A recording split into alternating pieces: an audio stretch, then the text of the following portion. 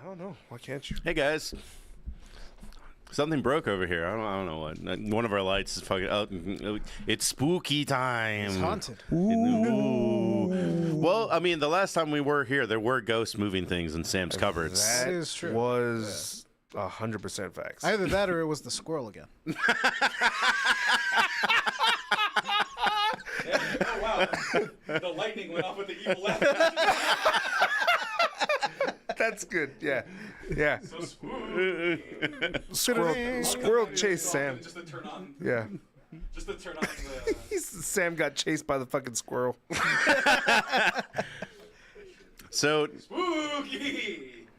I was looking at birthday gifts for him for a little bit, and one of the things that I really wanted to get, because you used to find them at gas stations for $20, a taxidermied squirrel. Oh yeah, I'm sure you can find it. Desecrated that box. I smashed it with my fist. In all the good ways. I don't know if you know how taxidermy works, I but don't. that body's already been desecrated. I don't know what's inside. You could have that mono that you made, the Sam figure. You could have had it fighting the squirrel. Oh, that would have been great. That would have been great. Put it in the figure 4. That would have been good. Real good. But I mean, what's up? No, I was just gonna make a joke about the figure 4 because I was re-listening to the Behind the Bastards about Vince McMahon. Mm-hmm. There's a joke that made me laugh where they were talking about how wrestling used to be, like you would go up and challenge the champion. Yeah. It's like, if that was still around today, I'd be the one dude that, like, my girlfriend gets mad at me because she's like, you're not going to fucking challenge the champ again. Like, no, I'm going to beat him one of these days. I could just get him on my belly. I'll reverse the figure 4. You don't understand? There. You got that guy. Fight. Yeah. He's got his back. How did you end up with a Punisher? That doesn't seem like your kind of hero. No, It's exactly his kind of hero. it's a body test. He uses guns. In fact, he's probably never held a baseball bat. No. Punisher. Is that Punisher? Is that true Punisher? Oh, that's what's that, like Vietnam Punisher? I'm not T-shirt like Punisher. being. Vietnam. Yeah, it was like I don't know. He fought it, no. Yeah, he fought no. Yeah. It's so weird to think of that when the Punisher comic started, yes, that was a doable Yeah. thing. Okay. Now a Vietnam veteran is what, like 65? No. 20 in the 70s, 80s. How old is 18 at the Sly? youngest in 1969. How old is 68? Stallone? He was the Vietnam vet. Don't cut back. Womp. Sly's like 70, ain't he? Any minute now Come on the on, adjust. fuck There we with go. There's the adjustment. Oh, there's some dudes that joined at 15 years old. Oh, damn. Yeah, that's not surprising at all. Dan Bullock joined when he was 15. And he didn't live to the 70s. Oh, that's a bad story. Agent Orange. You got the theater made about I'm pretty sure he just kind of got. He just got. He had been assigned clearing duty. Nope, wasn't mine. Well, I think of the two, would rather the mine than Agent Orange. Youngest vet still alive right now, 69. Nice. Living large. Vietnam joke. Chatter. First time chatter. Saw Texas Chainsaw in theaters for its 50th anniversary. Seeing white people get grossed out by a head cheese. As a Mexican, made me laugh. Nice. Yeah. The head cheese part didn't really freak me out. It was just. I don't know what they're talking about. I haven't seen it. It was all the so- raw meat. Just It was down the street from where you were. Yeah, I haven't seen the movie, but I don't get the head cheese comment. I mean, I know what head cheese is, but Well, in the context of the movie, I guess I don't know what happened. for the first like 5, 10, 15 minutes, all they're doing is talking about food. Like they pick up a hitchhiker, and he's just kind of like, oh, like I used to work at a butcher shop, or there's a butchery down the street, and then my brother makes the best head cheese, which is probably an allegory for his brother mutilating people. Yeah, And I mean, it's creepy, but I was always kind of like, are people really worried about head cheese? I mean, what was it? When did that movie come out? 1971, 72? Like, we were like only 3-4 decades removed from like, I'm eating chicken coming out of a can. got you. So, hitchhiker describes the process of making head cheese. Got you. Okay. Yeah, don't know, but or I do know process of making head cheese. Didn't know that that's the context of that. Yeah, and then they get to the gas station, and like he's like, "We got the best barbecue," and you find out, like at the end of the movie, it's like, "Oh no, it's people." Yeah, yeah. Get it. The house is a restaurant now. I've heard that. Oh yeah, yeah. What Serving what? people? Head cheese for sure. I don't know. We could probably. I definitely had friends that Burgers. went burgers. Yeah, like Bob's Burgers. That was the pilot. That was the original pilot. That's right. That was the original pilot. That they Yeah. were like assumed to be Dead selling people. the dead people from what's his Mort. name? Mort's. Yeah, next door. Mort's Mortuary. Yeah, Mort's Mortuary. Yeah, that's fucking great. Love it. I'm still super into Bob's Burgers, but they know like to minimize it a little Yeah, bit. I've not caught up. I don't know what season they're on, but Bob's Burgers, Archer, and Rick and Morty are like my top 3 favorite, like semi-adult, semi-family oriented like cartoons. That's like my go-to thing to watch, like when I want to just put something on and I'm vacuuming. So I would be 100%. pretty hard for me to make a top 3, honestly. I love it. Because you can do that, but then you can also just sit down and enjoy it. Yeah. Yeah. Some of it is deeper than others, for sure. I'm trying to think what my top 3 would be off the top of my head. If you just don't include anime, you put that in a different box. That's completely different. A completely different Yeah. box. Then I really liked Fired on Mars just because I watched it after I was fired, and I was just kind of like, this makes me feel not as bad about my life. I don't know what cartoon that is, but I feel. It was on. I know those shows. It was on Max, but they didn't promote it super heavily. It looks like a Mike Judge cartoon, but it's not. Like, I think the guy worked under Mike Judge for a little bit. The guy that came up with it, but I could be wrong. I mean, just put it this way: they go to this dude goes to Mars as a graphic designer, and then they're like, "Hey, bro, we just found out we're gonna just use photo like AI to do it, and so you're fired, but you're on Mars, so you have no way of going home." Like, yeah, he's just stuck there. Cool. And it's actually not a comedy. Like, it is legitimately him dealing with mental issues and being like trying to find his footing. And then, like, I think it's like the 3rd episode, like his girlfriend was cheating on him the entire time. Jesus Christ, what kind of cartoon is this? When after you get fired, watching somebody like, Well, at least I'm not stuck on fucking Mars like that. That asshole. Well, I hope I'm not fired. Still awesome whiskey, baby. Final Space would be another adult cartoon that I like a lot. Damn, I don't know any of these motherfuckers, and they all have to do with space. What's going on here? I mean, I guess You're 2 for 2. I'm a sci-fi kid is the best That's way I can put it. fair. And also, there's no Western adult cartoons that I can think of right now. Would Archer technically kind of? Where's Archer fit in there? I guess just like a 60s, It's right? just an This is a action. 60 cartoon. Okay, never mind. I do like Archer, but I mean, Final Space was really cool because it did come from nowhere. It was actually, I think, of all places, it ended up on TBS. Yeah. Like, Yeah, TBS was going to try to do its own adult block. So they had Final Space, they had Close Enough, and they had a 3rd one, but I forgot what the Close Enough would actually be my number 3. Close Enough is really good. Don't know that one either. What the fuck is going on here? Well, like I said, I they all know, like, because Archer was on TBS, right? For a little Yeah. bit? Yeah, that's the only one I know. FX. Yes. Archer was on FX. Yeah. Yes. Then they you're put another I X in stand there. corrected. FXXX. Yeah. Yeah, that's true. I'll stick to the classics. As shitty as those, 20 or so seasons in between were, The Simpsons is good again. I thought you meant FX, and I was like, I'm having fun watching the Aaron Hernandez show. That's about it right Oh, now. okay. Even the bad. Dog, have y'all seen that Gronk comparison? Yeah. So good. And then did y'all see how somebody, I think it was Mina Kimes, interviewed Gronk? Yeah. And Gronk actually told her, like, yeah, the guy who plays him in the show is actually a really good friend of his.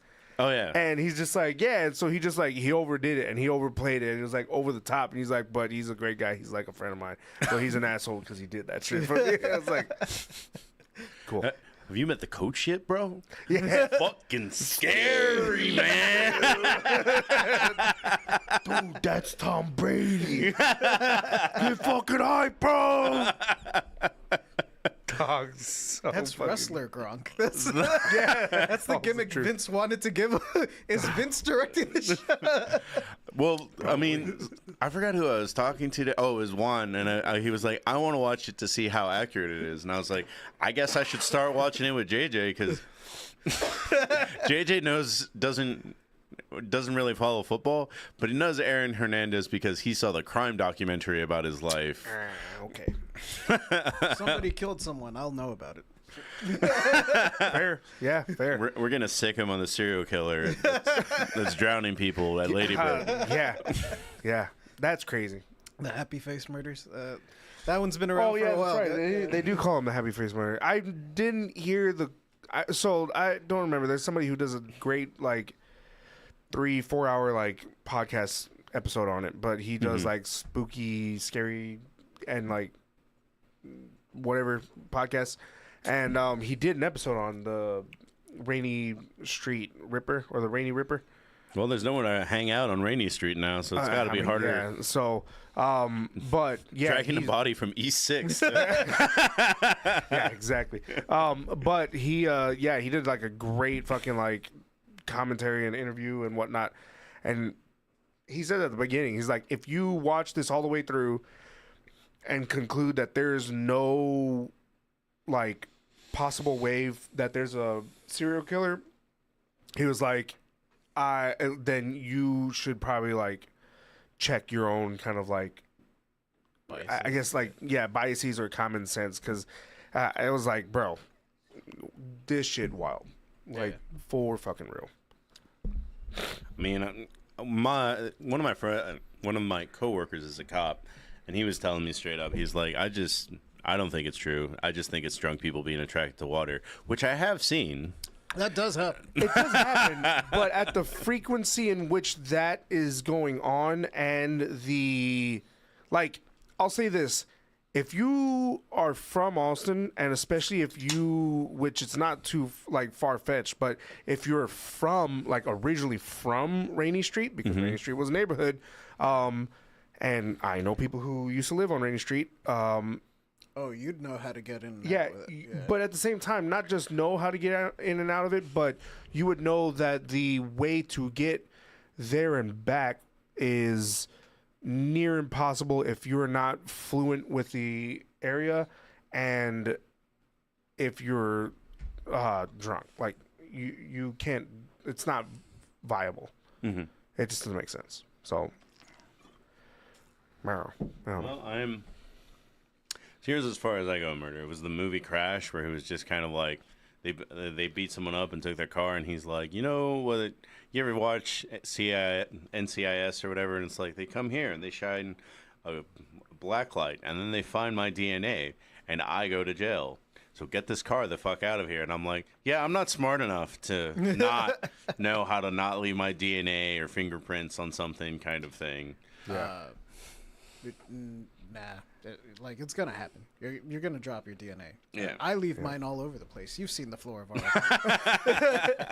office.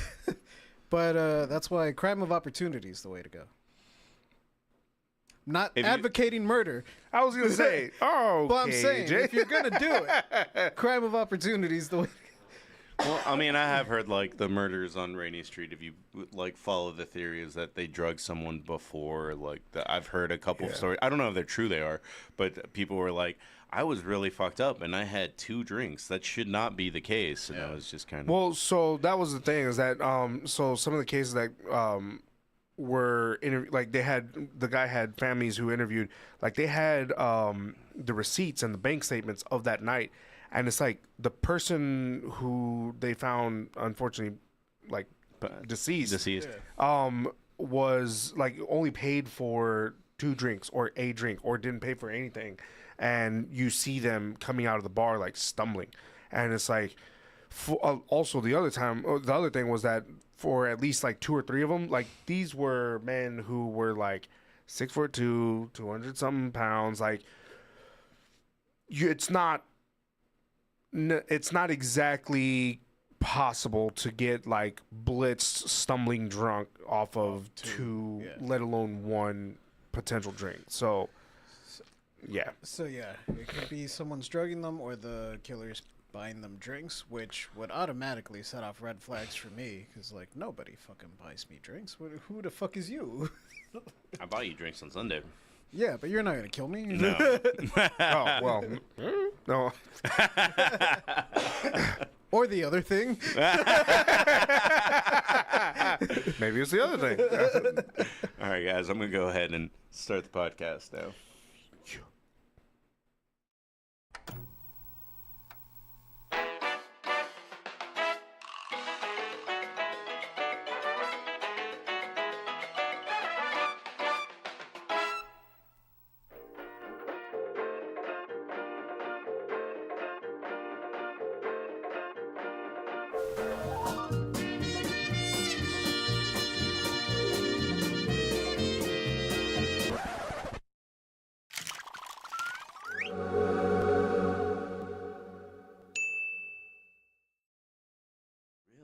I hate the fucking Chargers so much.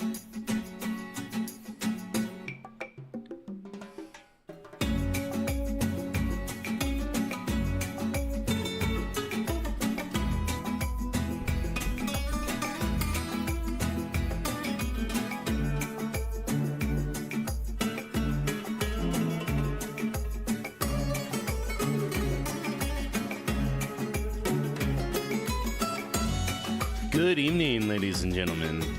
My name is Marco. Welcome to the Menos podcast. But I'm not alone here today. Across from me in the horns up, hating, I don't know, I guess probably What? Georgia and Oh. San Diego, well, Los Angeles Chargers this week. Yeah. This is where you say your name. Oh yeah. No, I was getting there, and then you just. No, it's okay. Oh. No, Emiliano Guajardo, aka El Whiskylero. And next to him, I think the Ripper might work at QT because. Dang. I'm JJ. well, we started this pre-show talking about Texas Chainsaw Massacre because first time chatter, the South Sibs had saw it for the, I don't know if it was the first time, but he It definitely was, mentioned yeah, it before. 50th anniversary. I didn't know it was the 50th anniversary. That's kind of cool that we watched it on that. On that Maybe I note, should have gone. the hot dogs, I liked them. Everybody else was like, "Yeah, they're I okay." had just ate those. That's it. What was in the hot dogs? It was like Head Oaxacan cheese, jalapenos, and then ketchup. Head cheese. No head cheese. Oh, okay. It also cost, I think, $8. That might have been the only. God part. damn. The fuck? How big was this hot dog? Were they foot It was a longs? normal hot dog. Normal hot dog. What the fuck? But what are some of your favorite scary movies, Emiliano? The one that always comes to mind is It. I mean, the original It though. Like, Tim Curry? yeah, the Tim Curry. Oh, so fucking good. Come here, fat boy. I think that one. I'll tell you what. The one. So I enjoy scary movies. I've not always been a huge like follower of like horror films. For no particular reason. It's just like not the first thing that I go to. I will just for like a quick honorable mention, the scariest game that I've ever played was Outlast. Outlast. That shit was scary. That was it was a game that when we were like when it came out, we were still like relatively young. It was like I think we were in college, or I was in college, and so like my siblings and cousins were all like a little bit younger, and so we would get together over the summer, and we would just play. Like they would watch me play for like hours, and it was just like it was pretty much like its own like horror movie. But that shit was scary. But yeah, I think like horror movie right off the bat is probably it. That's the first thing that comes to mind.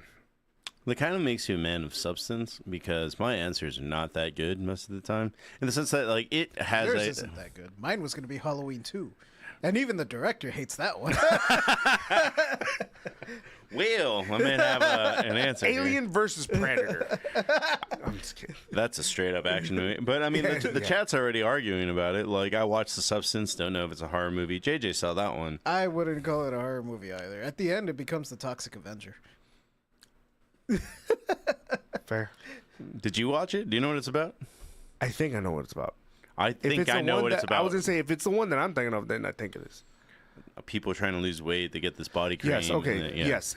Yeah. It's not even lose weight. It's Demi Moore's like, I want to be hotter. I'm What- Like, what's and the- everyone else wait. in the theater is like, you're Demi Moore. What? Yeah, that's also fucking true. What's the fucking show? It wasn't Black Mirror. At least I don't think it was Black Mirror. It might have been Black Mirror. Might have been Black Mirror. Love, Sex, and Robots. Well, no. So there's the one where no, it's fucking oh my god, original Hellboy director. Guillermo del Toro. Yes. Oh, The Cabinet of Orphanage? Yes, Curiosities. that one. And it's got I the fucking love that show. oh, bro, so good. But I think that's also another one. as far as like at least film, because it's not exactly like movie, right? But film goes, like a scary kind of miniseries, where, because again, it's kind of same concept. It's the girl who always kind of played like the dorky, like really bug eye, and she like puts the like cream on and it's giving her a rash. Yeah. And then by the end of the show, she's a taxidermist. Speaking of Sam, no, but yeah. And then by the end, she like peels her skin off and she becomes like the prettiest woman in like the town, but she had like killed her husband over it, and she taxidermied him, and he just like fucking sat there watching TV. But that's another one that I think is like really top notch for like horror-esque kind of film. Because I think one episode was the Rat King. That was also a really good one that he did. And then, oh my God, now I'm thinking of them. VHS. I love the VHS. Bro. So you just fucking love anthologies is what it comes down to. Yeah. VHS ABCs is one of the Death. fucking great Isn't ones. that one? Which one? ABCs of Death. Have you seen it? So that one's an anthology where it's all like a bunch of really short films, and they give every director a letter, and like some of them are really good. Because I was gonna say it's I've probably seen some, but I've not. Like, I got B. B is easy. Bloody, bones, like lots of creepy words start with B. But if you got like saddled with X, like, or Z, like what in the fuck are you gonna do? I was like, because Rakeem is just bringing up that he just rewatched the original Scream. I was like, somebody just said it was Sam. Sam watched Scream for the first time this year or something like that. He doesn't do horror movies. That's not his thing. I also don't blame him. Scream, like, he loved it. He thought it was like one of the best written. I don't like Scream. I think it's boring. He thought that it was really funny how like pitiful Matthew Lillard is like, you're gonna call my mom. Yeah, I don't know, man. So my wife loves Scream, and she's like die hard over Scream. Yeah. So she has a very interesting history with like horror movies and whatnot. She grew up watching them with her mom because her mom from Mexico like just thought that horror movies were funny because it was like always like over exaggerated, the gore, the blood, etc., whatever. And so she grew up watching like Halloween as like a child, like the Freddy Kruegers as a child, like the Scream movies as a child. And so like she just has no real kind of like fear to them. She just thinks they're more like interesting and funny. Just because again, it's always like over exaggerated, like the fucking like the last girl gimmick, the the Scream, and like the geek who always dies first gimmick. And so like she just loves seeing these movies, and it's just interesting. But yeah, Well, it's kind of all funny. into that. So I tried to make this a smart episode, and then Then us two.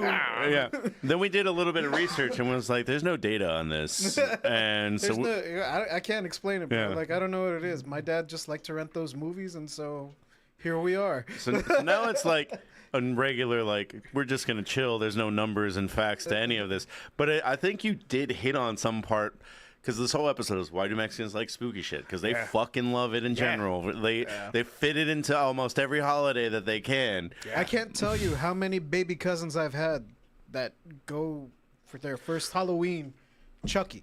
Bro, well, okay. So not exactly that, but like also just so, and it's crazy because I think like, so I don't know if it's because like we grew up, and we actually kind of talked about this semi-culturally like last time I was on the podcast, but I don't know if it's because I grew up predominantly in like kind of like African-American neighborhoods and whatnot, that like we didn't exactly like grow up with like my family didn't grow up exactly with the scary kind of like movie following or like interested in like the spooky or whatever. We still did like the Halloween, whatever, but like everybody kind of does that, especially like Austin and whatnot. But as far as like the interesting and like the horror or whatever, like that shit. So my wife has already given to my kids because my kids like are all gun ho about like they love Hocus Pocus, they love the Nightmare Before Christmas, they love Beetlejuice, like, and there's some like questionably like fucking weird and creepy shit in all of those movies, and they just like love them. My daughter loves them, and then of course I'm picking up my daughter yesterday from school. And we're driving home, and where we live close to the Texas State Cemetery. Yeah. And she asks me in Spanish, but in English, she goes, you know, Papa, what happens like to us when we just like they go and bury us under the ground like that and blah blah. And I'm just like, what are we doing, dude? Like, fuck, where did you get this shit? But she was just like, and she's like, you know, I think when that happens, it'd be really like sweet and like kind and or like calming, and you know, you get to go to sleep finally forever. And I'm just like, where the fuck did this come from? I'm like, God damn it, Stephanie. Like but I know, like, I think respect it's just for in our DNA. Bro. Of course, no, it is. I think it is also just kind of like ancestrally, kind of like we get into like metaphysics and whatnot. But that's something that Guillermo del Toro hits on a lot every time they interview him. yes, please, I'll let you say it. Yes, because I love it. They'll constantly ask him like, how do you balance, you know, like the horror, or they'll ask him like, all of your movies seem to have like this unique relationship with death, and like how is it that you come to that perspective, or like how do you go about it? And he's like, I'm Mexican. Yeah.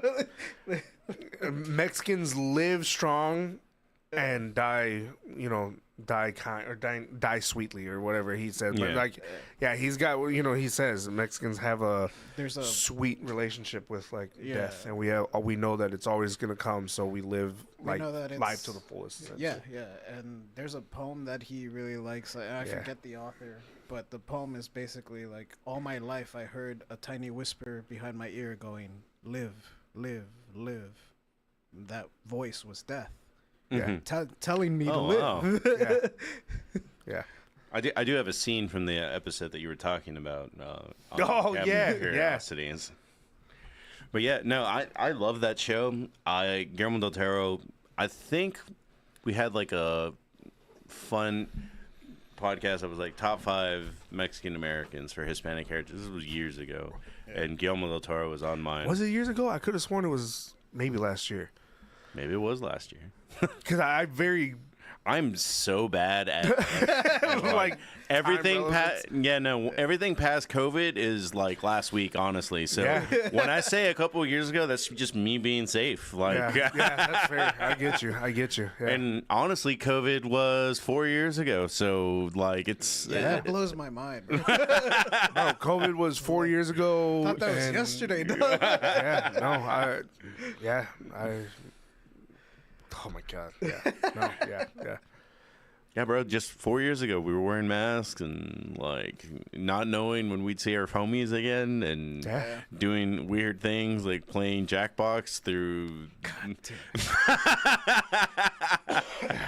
Don't know what Jackbox is, but Jackbox is that like PS4. It's like a party game that you Yeah, can it's a you bunch play of- on your phone. It's a bunch of mini games, yeah, and you play it on your phone. But like the one that everyone likes is Quiplash, and that one you just like, it'll give you a topic and you make a joke about the topic, or you say something like funny about it, and then it'll put 2 people up against each other and like, this is what he answered and this is what they answered. Vote for your favorite. Blah blah. oh, So at my job, they were like, for everyone's mental health, we're gonna get together and play games.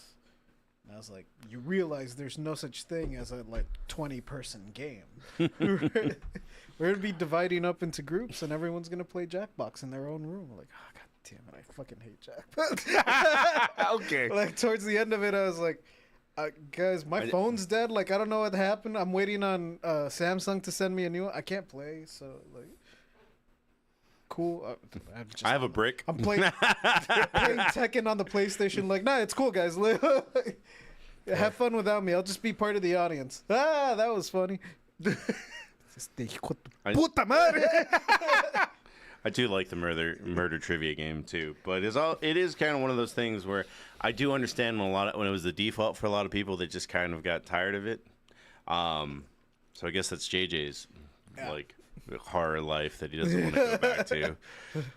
But I would say my favorite of all horror movies is probably The Thing. The Thing. Damn, bro. Yeah, Thing's really good. That one's, well, I like monster movies is what it comes down to. And it's funny because as a kid, we did grow up like, this is the next question that I'm going to ask you guys, but it was just kind of like, when did your parents let you watch your first horror movie? And then it's just like, honestly, I think the answer is always. I don't think there was ever a point where they were like, no, you're not. Yeah. They were just kind of like, we're going to watch Jurassic Park, and I hope you all have. Oh, I wanted to watch Jurassic Park. No, we definitely wanted to watch Jurassic Park in my house. That's as far as like letting us. That's an interesting question, man. I was the know. one that bowed out. Like, I remember I had already been shown horror movies by my parents. Yeah. I just didn't remember, like, seeing them. But then my dad and my mom were like, we're going to watch Chucky tonight. So, and I was like, what the hell's Chucky? It's about a toy that kills people. I have lots of toys. Yeah. You know what's funny is my parents didn't give a fuck, but because the first Chucky is based on so much suspense, Yeah. and I have a childlike attention span, the first one didn't do anything for me. And the first one I remember, No, the like, premise alone was enough for me to be like, I'm gonna be in y'all's room tonight, and like when there's commercials or you can pause, can you? Look at Badgie showing off. Hola, returning from a threesome again. Wait, what? Yeah, that's he does that. He likes to party. But no. When it comes back to Chucky, like the first one that is actually like it builds up and the horror, like it's a really good horror movie, does nothing for me. The one that scared me as a child is like Child's Play 3. Oh, the one where he's in the ROTC. When he's in the ROTC killing kids. I don't think I've seen that Chucky. Yeah. What? Is it the first kid again? I think it's the first kid again. Only now it's like some time has gone by, so he's like in high school, and he's in like, yeah, he goes to like a military academy or something, and Chucky's like, I want to fucking kill this kid. Interesting. I don't remember that at all. Huh. I remember the open. Is that the one where like Chucky's blood falls in the vat of plastic and then the doll like shapes itself? Or is that two? They're shooting blanks at each other, and then he figures out like, or Chucky figures out how to make grenades.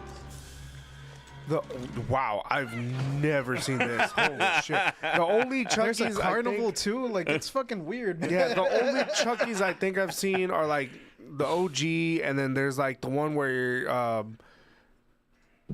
I think he kills the girl, right, who becomes his bride, and then there's Chucky's bride, and then there's... You're talking about the newest ones. This was like this Child's Play 3 is like 1992. Like the way that my parents showed it to me, it was like, we're gonna watch Three Ninjas for you, then we're gonna watch Child's Play 3 for us, and because the ones you're talking about, I saw as like not a teenager. It came out like when I was 12, but The Bride of Chucky is like that came out like 2002, 2003. Huh.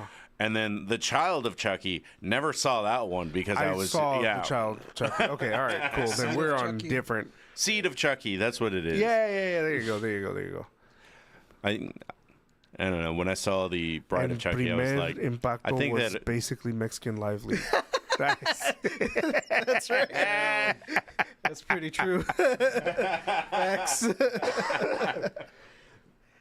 I mean, there's an element that isn't covered very much but it is when you grow up on the border, where it's just going to be like, oh man, unfortunately a undocumented immigrant passed away like yesterday trying to cross the train tracks, and then the paper from Bielas would be like, hey bro, want to see his hands? yeah.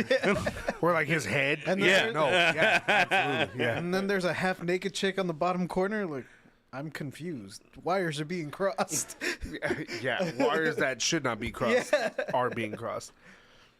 Don't cross the streams. Kind of, My parents don't care. I'm the same way. My mother would let me watch Tales from the Hood at 5 years old. I'm still terrified of David Allen Greer's character to this day. What was an early one that I remember watching? Well, all right. Am I well, I am dyslexic. I don't know what the fuck Bat G is trying to say. I always so short. I thought I would. What? Am I reading that wrong or? Oh, he thought that because he was small that he could. Like, he had a he good could chance. box He could Chucky. box Chucky. Oh, well, okay. I don't know if you've seen that first one. Grown ass woman tries to box Chucky. It doesn't work out so well. I think I also saw The Bride of Chucky at like a curious age because I was like, Oh yeah, Jennifer Tilly did Yeah. things to me. can get it. Can get it. Still can. Well, you know the funny thing about Yeah. Jennifer Tilly, like of all the things, she was very attractive. Her bosoms were bosoming that day, but her voice, just the way she would be, like, like I remember her watching and her being in. natural voice. Yeah. Her natural voice. I was like, even at that age, I was just like, you're doing it for the character, cool. And then it wasn't it wasn't it's just until how I think post COVID that I found out that was her actual voice, and I was like, okay, cool. It's even more, yeah. Yeah. Yeah, to be Not honest, less, yeah, more, yeah. not a deal breaker. That's a bonus. Yeah. Bonus. You're not trying for me, baby. It's just all natural. Maybe All you right. should get some rubber, baby. I'm made of rubber.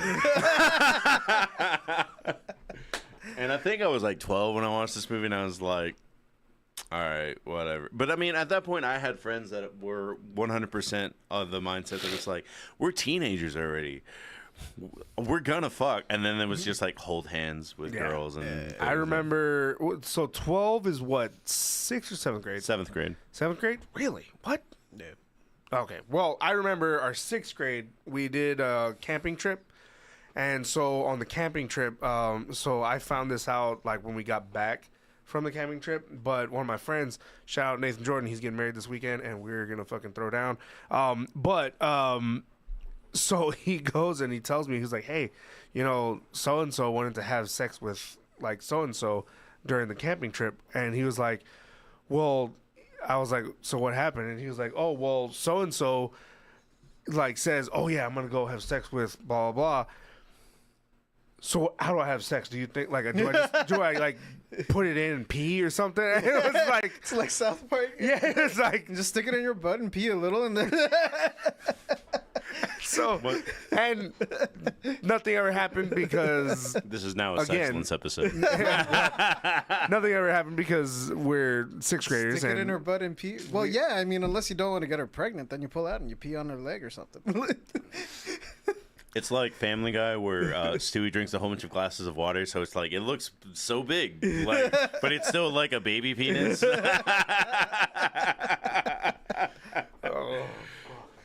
But my parents always had like a big interest in monster movies, is the best way I can put it. Like, my parents, my family was kind of assholes, and they used to scare me a lot as a kid, which I think is normal for everyone. Yeah, no. Yeah. That might be why we like spooky shit. Yeah. that's interesting. So again, Your dad never put on a werewolf mask and Bro. like look at your window. no. So again, Hey, Bart, check out my new chainsaw. no. So again, I think it's like, I think my mom like.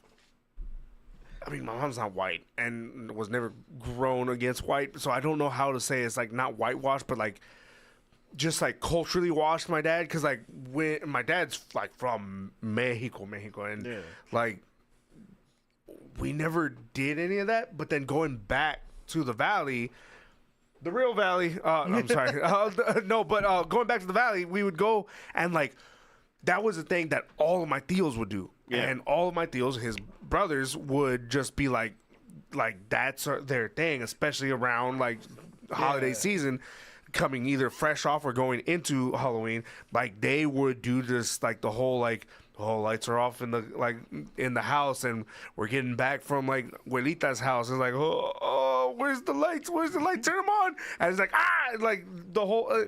I don't know what happened, but like we didn't get that over here. But again, going back to the valley, like that was like a thing. And then what? Yeah, we're told. assholes. Well, so the day that told me I should not do this, and specifically to my dad, was when I was in 7th grade.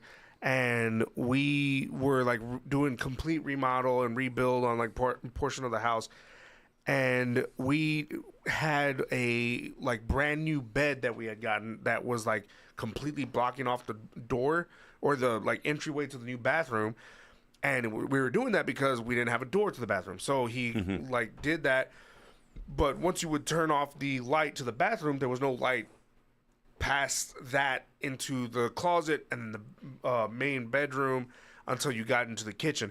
So I hid behind this huge mattress that is like a king size mattress, and like when my dad went to like move it back, I jumped out and he was like, "Hey, gonna put that on," and just like started swinging at this like mattress, and I was like, "Oh shit!" I was like 7th grade. I was like, "Oh, puppy, like I'm sorry." And he's like, "Damn it!" I mean, and that was like the first time, like, and I mean, damn, it's not like a bad word, right? But like that was the first time I ever heard my dad say like anything like off color to me, and I was like, "Oh shit, never again." But yeah, I remember as a kid, like when my brother was very little, like I don't know, 2 or something, turning off the lights would scare him. yeah. So, like, I would do Be that. good old. Are you afraid of the dark? Yeah, no, like, I would do that to him, like, as a funny, like, but I wouldn't like leave the lights off. I would like quickly flick the light off and flick it on. And until he was like 13, I kept doing that. Like every time I would go into his room, I'd just be like, and leave. No, my parents did that all the time. My cousins did that. Well, my dad was a truck driver, and then my mom just randomly worked nights. She was in charge of IT for the state. Like, basically, she would help take care of the computers, which is funny now because it's just like she can't do email. But at that point, she was in charge of fixing everything. I guess Windows 94 is just a little bit easier to deal with.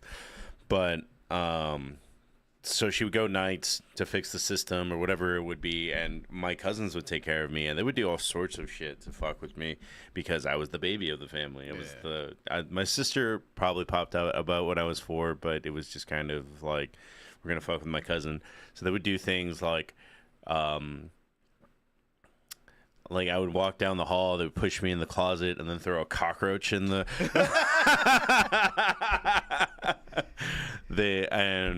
the entire time it was one of those flying bitches, so it would just be It would just.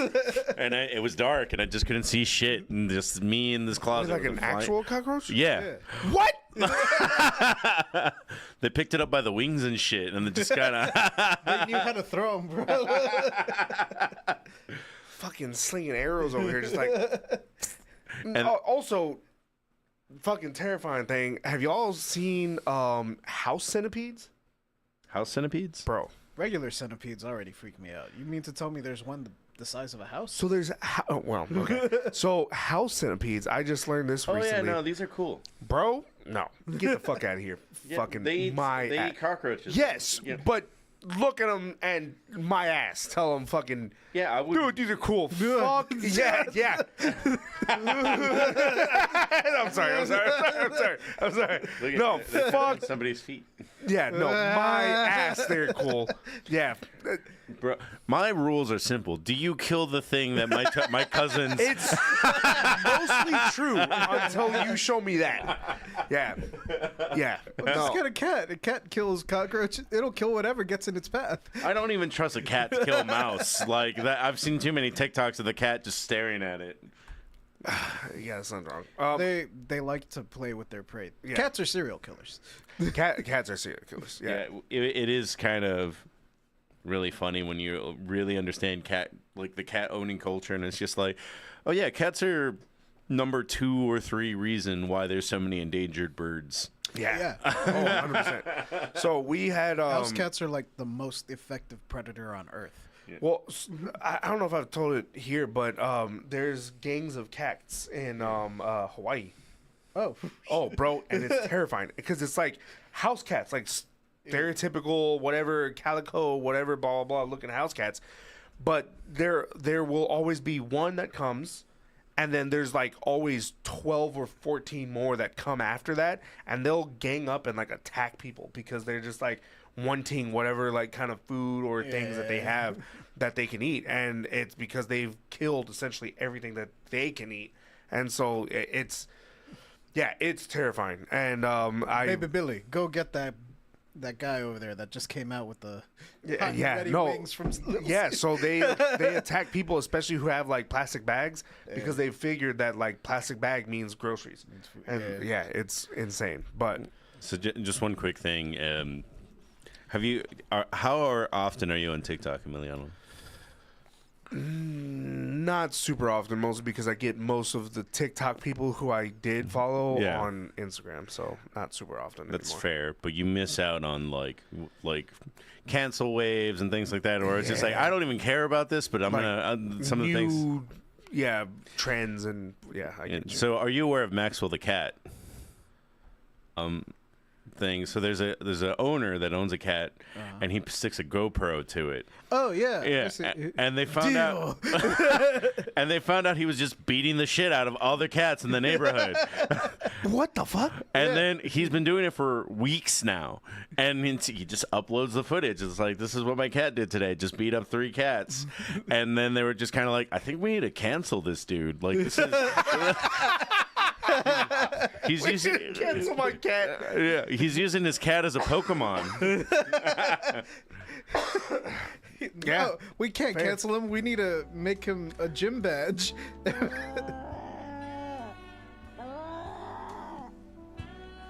Yeah, he chases the fucker down. Like you came to the wrong neighborhood, bug. Get over here, bitch. I'm gonna fuck you up. Yeah, bro. Cats are mean. We have a nice 13th Street Paws over here, motherfucker. Damn. So, las minas, güey.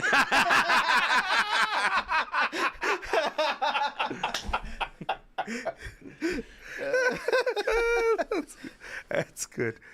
Damn, bro. That's wild. That's wild.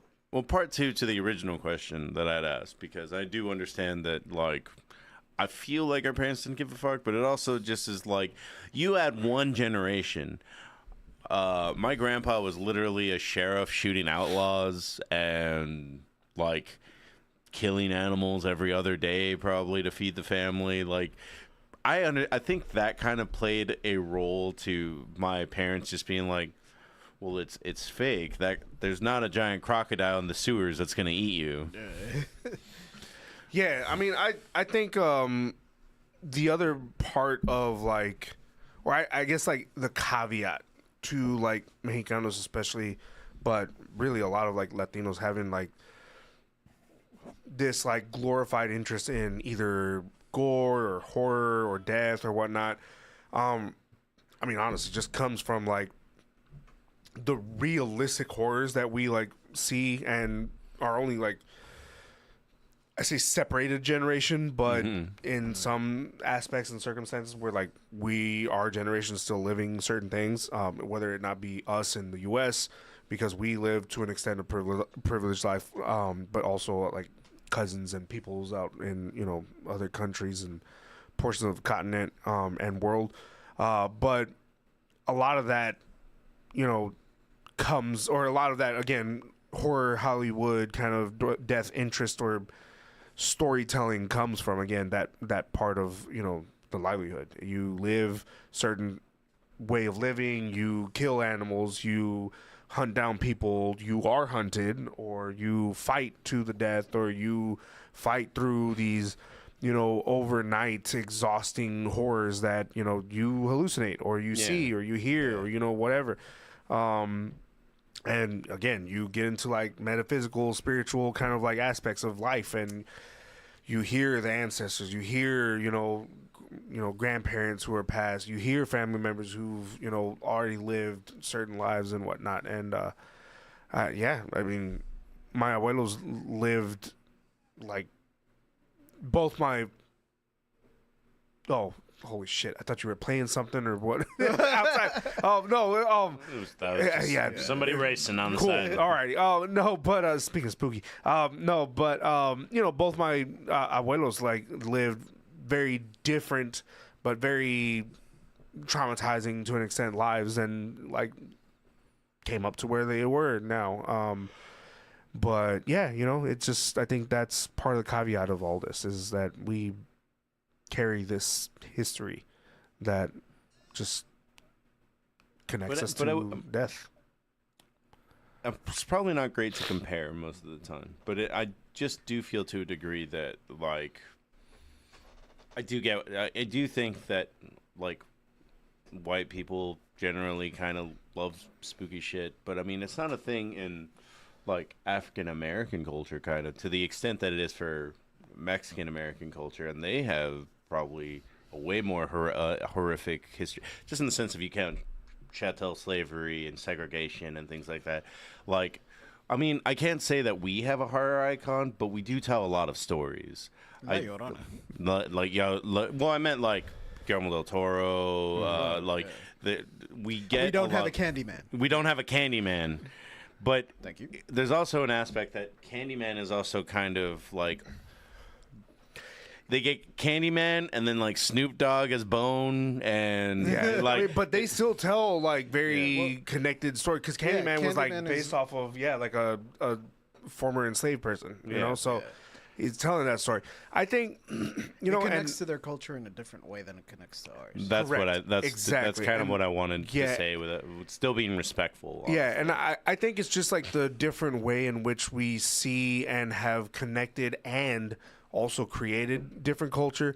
Unfortunately, Mexicanos and indigenous peoples included, a lot of us, and specifically African American peoples, have been separated, like complete severance from like their own ancestral kind of community and cultures that they have created now their own kind of like Black American culture. And so that's what we talk about, like the African American diaspora, the African American like linguistics and whatnot. And so it becomes this complete different own community, culture, and history that they can tell and they can do and write and choose who is and who isn't a part in their own right. So because of that, they have their own relationship with the horror, with the death, that I think specifically are now kind of coming into fold in the storytelling that we see with ¿cómo se llama? Get Out, exactly. They have a oh my god, what's his name? There's a slew of black horror Jordan Peele. Yeah, there's a slew of black horror directors in the last 5 to 8 years that I'm just kind of like, that is amazing storytelling, and I don't know. And it's all so I think because we're all peoples of like the struggle, we as Mexicanos and Latinos can connect to it, but we very much so need to also understand like this is being told from a black historical and like black like lens. So again, I think that's why they have like their own relationship to it, and they can again tell their own story, and we should never speak upon like their own say. But I think that's where that kind of like, I wouldn't say separation, but where that kind of like road takes its own turns. And so, Mexicanos, we have a good chunk of us have a more historical blood kind of connection to the land and direct connection ancestrally to the histories of what's happened in this country and in this continent and this portion of the hemisphere where it comes to struggle. And a lot of those stories continue getting passed down through generations that we can say and we can hear and we can remember what was told 4 generations ago. And so those stories just keep on getting told and then get written down in mythos. I will say, just randomly on that note, usually one of the big things that I always latch onto in a lot of movies is the immigrant experience. So when I watch Everything Everywhere All at Once, And the mom's like, Still have not fucking seen it. it's really good. I need to. It's I really know good. I need to, and it's not for any reason. I just haven't made the time. I mean, it is long. It's like 2.5, Yeah. 2 hours and 40 minutes, 2 hours 30, something like that. That's so. I think that's the only. It's the But I kind of also movie where think- you're like, I ain't got shit to do. I'm gonna order me like a thin and crispy and just. But I also know you sit around waiting for an oven to hit a certain temperature. So See, I think that so. The only issue that I see with that movie also is the same issue that I see with the Irishman, right? Or the right, Oh, the Irishman. Irishman. Yeah, the Irishman. I think. Yeah, is that I heard great things about it. I missed it on the first go around because it came out. you're during talking about COVID. like the Mob Irish movie? Was it the one with De Niro? Right? Yeah, I think. it's not great. Really, I heard phenomenal things about it, but it was like almost a 3-hour movie. Read the book. I didn't know there was a book on it, but okay. Either way, It's a really long. I actually think that one's 4 hours. I knew about the. damn. Yeah, you have to be like Zack Snyder edit version of Justice League good for me to be interested. You in mean it. this one, right? Yeah, there you go. Yeah, Yeah, it's like 4 hours long. It's not. Wow. Great. It focuses on a lot of the boring parts of the. Interesting. Okay. So yeah, Maybe I won't watch it then. the book it's based off of is called "I Heard You Like to Paint Houses," and that's apparently mob code for you kill Look at, people. look at that runtime. Ooh. Yeah, it's mob code for you kill people, and then Frank. You have to clean them up. Yeah, Frank Yeah. the Irishman Sheeran, his response was like, I do my own carpentry too. And that means that he also disposes of the bodies. He's like, I'm 2 for 1, baby. You who you need dead. But it focuses a lot on his friendship with who's the Teamsters guy that disappeared? Alfred. Oh, Jimmy Hoffa. Yeah, it focuses a lot on his friendship with Jimmy Hoffa and like yeah. So is this based on true? It's questionable. It's really Serenity's like, just read the comic Lady Killer. it's on real shaky ground, bro. Like when I heard about the book, I was like, oh man, like yeah, I want to read this. And You read the book. I read the book, and there's a part where he's like talking about the JFK assassination. And he's like, look, I don't know who did it. I don't know whose job it was, but I do remember leaving 2 rifles. And I was like, all right, bro, like you're shitting me. Like Okay. he got no scoped, man. Like, give Lee Harvey Oswald his credit. Like, I will. Well, what I was gonna say is like I do normally relate to the immigrant experience. Like watching the grandpa that doesn't speak like any English at all. This is a Chinese movie, or at least told from a Chinese perspective. The mom is struggling to deal with the Americanized daughter, and keep the business afloat. keep the business afloat. And then there's still the aspect of like she's just overly blunt because she probably learned English probably really late in life. So she's just like, she's trying to be nice and take care of his daughter, but her way of doing it is just like, hey, you're fat. And I'm just kind of like, all those things I've seen my parents do, and I can kind of relate to it as that. But I say all that to say this, that, man, I don't know if I related to a movie a lot than when, as somebody that has predominantly dated white people throughout most of their life, to when he gets to the party and everyone's being overly nice, but you can feel the uncomfortableness, and you just have to sit there and just kind of be like, I would have voted for Obama a 3rd time. Yeah. Okay. All right. Okay. All right. Okay. I've definitely heard comments like that where it's just kind of like, oh, like, I really like tacos, like, from this restaurant. Like, I think you should go to judge if they're good tacos. And I'm like, what? Why do I need to? I will. But why do I need to? But all that to say this, the question that I wanted to ask based on the first question is, how, and this is just something that only me and you can answer, how do you do your children in horror movies today? Oh man.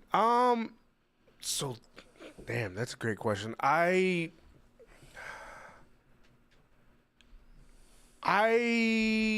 think I have come to the conclusion that I let them kind of like watch and as we go, if I feel like an uneasiness, and the funny thing is I've found out that, like, especially my son, who's my oldest two are the ones who watch the most, and they're almost Irish twins. They're like 14 months apart. They like watch the same things, enjoy the same things, do the same things pretty much. But they like have a different level of kind of like acceptance to different, just kind of like, I guess, creepiness or whatnot. So my son, he doesn't exactly like, who's the younger one, doesn't exactly like certain things, and will find creepy things within like some kind of cartoons that are made for children. Whereas she doesn't see any like issue at all with anything. And I don't know if it's maturity level or whatnot yet, but both of them just kind of ask when there's something that they mutually watch, and find kind of like uneasy. I'm just like, it's a movie. It's not necessarily real, but understand like certain things do happen. Like when we die, it means that you are physically not with us anymore, and like, we don't know what happens. And again, it gets kind of also into the conversation that, like I mentioned earlier, that my daughter was asking, like, oh, what happens when we get buried and whatnot. But I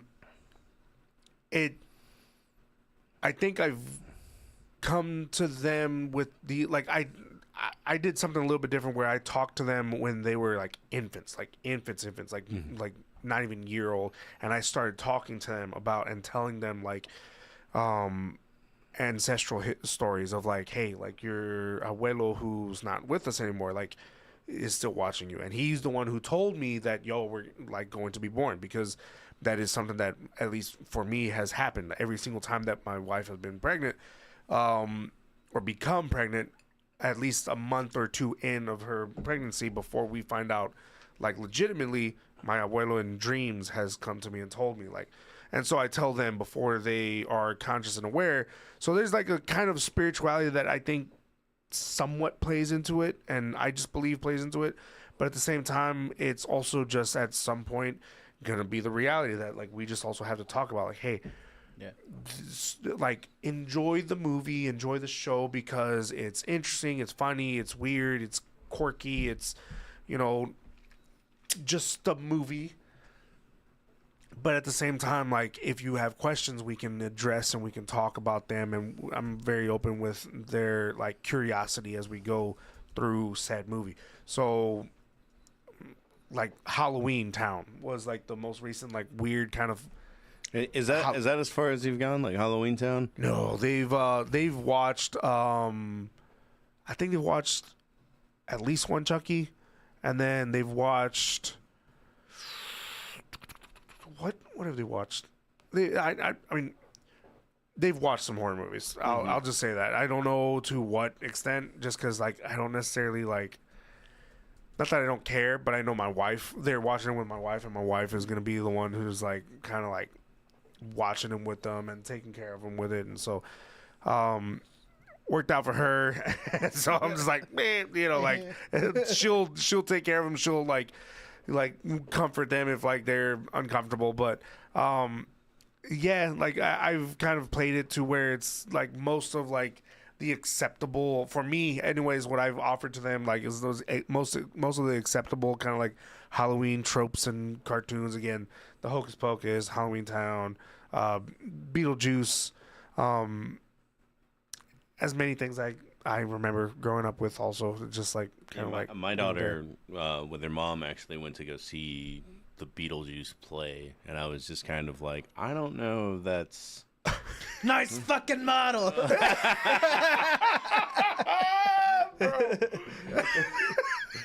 And I remember because it took a while. At first, she was like a really big scaredy cat, but I also was not being an asshole like my parents or my family was, where it was just kind of like jumping and scaring her kind of thing. It was just kind of one of those. I love Halloween because I legitimately do love Halloween, and I also do love horror movies. I have this thing in my head where it's just kind of like like some of my favorite horror movies about like The Thing and They Live. Like it was just kind of like, yeah, it'd be great if if there was an alien that you could point to, that it was just kind of like, hey, bro, That's you the get bad guy. Yeah, that's the bad guy. You get rid of that alien, that god, that monster, life is great. But no, life is actually way more horrifying than that, because it's just like people are doing bad things because they think it's funny, because for approval, to make money. Like the real life is more horrifying than eldritch horror gods is how I see it. Absolutely. But it comes down to this point where so I find comfort in horror movies most of the time now. And I at first, when I tried to share this with Eva, she was very scared about it. But now she's full on about it. Her mom had to deal with her running around the Spirit of Halloween store for 3 hours the other day. Oh, bro, yeah. No, we just went through that. So we had the first experience with that last year, and then this year we went to get. I mean, and my kids again, like especially my daughter. She enjoys Halloween. She enjoys like the creepy, spooky, whatever. But then like she's over here. She's like, I want to be Elsa. And then my son's like, I want to be Chase, like from Paw Patrol. I'm like, all right, motherfuckers, y'all were just over here watching Halloween Town. Like, y'all love the goblin, like, mask, but okay, all right, whatever. So Bro, I still want a giant fuck off skeleton. that fucker's gonna be up in my house year round. So Eva's always had this whimsical thing, and it's gone all the way through. Because I remember I told Sam, and I think this was 3 years ago. No. It was COVID, so it was 4 years ago. I know this for a fact. But she was just kind of like, I just want to be an owl. I just want to be an owl for Halloween. I was a penguin once. Yeah, and then Sam was just straight up like, huh. I never thought like a kid these days would not want to be a character, would straight up just be like, I just want to be a bird. Yeah, like an animal. Yeah. That's it. Yeah, no, I get you. She's been an owl, a werewolf, she's been a couple of characters that I don't recognize just because they're from like the Disney Monster High TV show kind of thing. I wouldn't recognize them either. Yeah, no. I don't remember what my kids have been. I got pictures of it, but I don't remember. And then right now, like for this year's Halloween, she wants to be like a dinosaur. She already got the costume. Oh shit! She's a giant inflatable dinosaur. Nice. The only issue is that so my mom sent her money, but she has no idea what costumes cost now. So she sent her $140, and costs like $3. Well, the dinosaur costume was $60, and then they were like, you can't wear this to school at all. That's whack. It's a giant inflatable. How's giant? The inflatable part makes sense to me because, like, it is kind of. Well, she's a kid, so I'm guessing, like, imagine the raptors from Jurassic Park. Yeah, that's fair. Yeah, that's also fair. I mean, I don't know how to send stuff to Sam, but I mean, that's how big it is. Jesus Christ! All right. Yeah, that's totally. Wait, how a old's your raptor from kid? Giraffe. 9? 9? 10. 10. I don't know. But what that's her how- birthday is. Whatever. It is what it is. So she actually bought a. It's not Monster High. I don't mean the one with the green people. I meant the one where it's like zombies are fighting vampires in a dance-off. I don't know what it is, Serenity. What? It's a straight up preteen Disney thing, and I don't know what it is. But I've seen it's like Zombie U or something. I've seen it with Eva. Yeah. I don't know the name of it. I don't know the name of it either. Yeah. But like I think I know. so what she you're talking bought about. she actually read her first Harry Potter book this year. And yeah. so she bought a Harry Potter costume. Oh shit. Okay. Yeah, my kid. I just saw they were like a cat. Both of them were cats. Like, last year, and like inspiring cats. They like just like whisker paint and just like cat ears. So But I'm like, one of the first Halloween things that I had a great experience with Eva watching until we got to the last episode. This is the first time. Oh that yeah, she- my boy was a fucking fox. A fox with the fucking with the fucking eyes too. Yeah, no, You he's a fucking fox. just buy him 2 years ago. Fox PJs. And then, He wanted to be a fox, so it was that's it. Yeah, there you go. one of my favorite kids cartoons, and it's actually like a preteen like kid cartoon as well, is Gravity Falls. I don't know if you've ever seen that one. I have not. I've heard it's a phenomenal show. It is a phenomenal show. Damn, I need to watch it though. And Yeah. so it was really cool to watch it with Eva, because for the most part it's all very like child friendly. Like there's a couple things that get a little freaked out, Of course, and as there's a couple most of shows do. and there's a couple of Rightfully so. things that are very much like, well, you're 8, you're not going to be thinking about dating someone, and that's a legitimate like issue in this show kind of thing. But also, I was 6 watching Doug. I understood like crushes are cool, like 100%. sometimes. Yeah. But if we got to the season finale, My elementary crush. I'll tell you what. Yes. Now, yes. we got to the season finale of Gravity Falls, and she's like, "Dad, I'm done. We're not going any further than this." Because like the season finale is straight up like they're fighting an eldritch horror demon at the end of it. Oh shit. And that's it. It's finally, yeah. finally happening! Bill Cipher. Physical form, don't mind if I do! Jesus Christ. What the fuck? And she was just like, not about it? Not. She was like, "This is actually scary, Dad. Like, I'm out." Really? Wow, that's what got her? Holy shit. Hey, that's all right. Well, we all like, have different tolerance. This demon can control reality, so there was a part where like it removes somebody's face like completely. Oh yeah. Okay, gotcha. And then she was just kind of like, I don't want to deal with this. Not about it, Pops. I feel you. All right, cool. Got you. Do Interesting. you want to talk about what you saw? I don't know what I saw. I don't want to talk about it. I'm out. Fair. But there's last year was I took her to go see Hocus Pocus, and I did put a lot of precautions because I don't remember the movie. Like I had not remembered the movie. I saw it the last time I'd seen it before I saw it last year was, I don't know, like not 12, 15 years ago. Like it's not on my usual watch list. Yeah, it's been a minute. And I mean, like, yeah, I was not. So I'll also be honest. Like, I had never actually watched Hocus Pocus until my wife made me watch it because she was like, "Okay, the second one's coming in." I was really big fan of it, and she also wanted like my daughter watch it, and now it's like especially around this time of the year, like my daughter's like quiero ver la mágica, or like, you know, I want to, because in Spanish it's like mágica something or whatever, and so like she wants to watch the Hocus Pocus movie, and Yeah. but I saw it and I was like, this is wild. And you like want to let her watch it, and then she just like fucking fell in love with it. So, Eva was actually not scared. She did have questions afterwards, but I was really weirded out because this is what I remember before watching that movie. I was like, I think I vaguely remember a kid being painfully anamorphed into a cat. Yeah. And I think... and then ran over.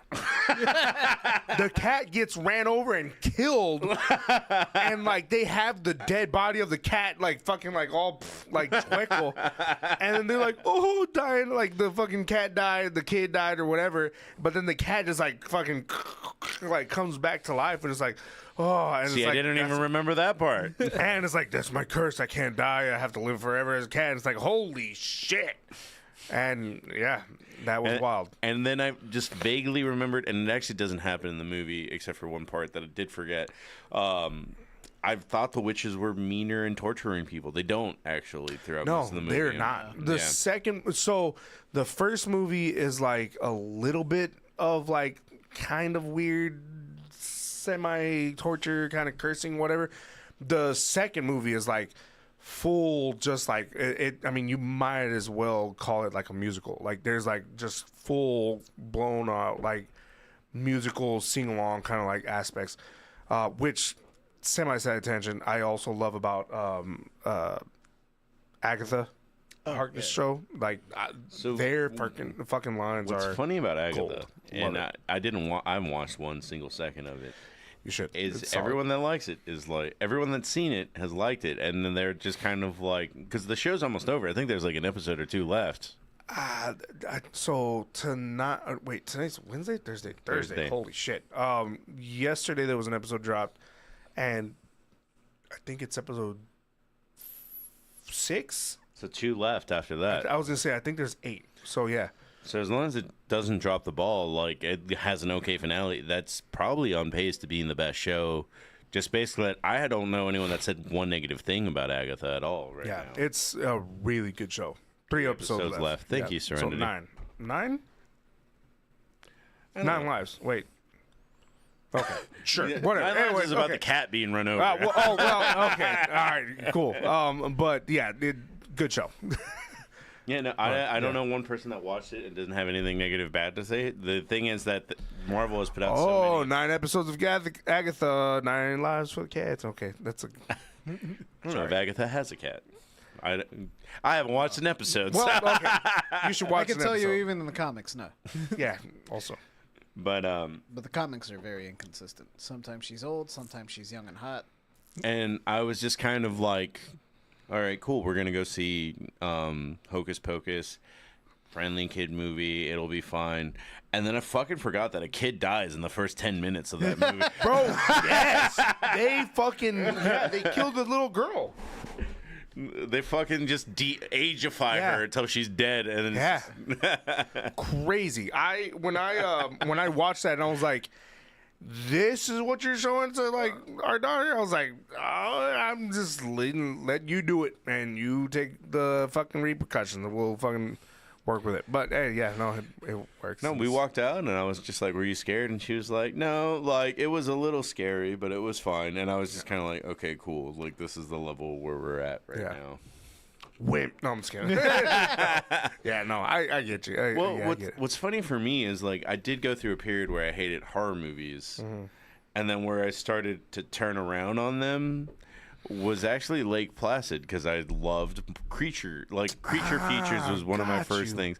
And honestly, Lake Placid probably like not scary compared to a genre that can go as far as Hellraiser.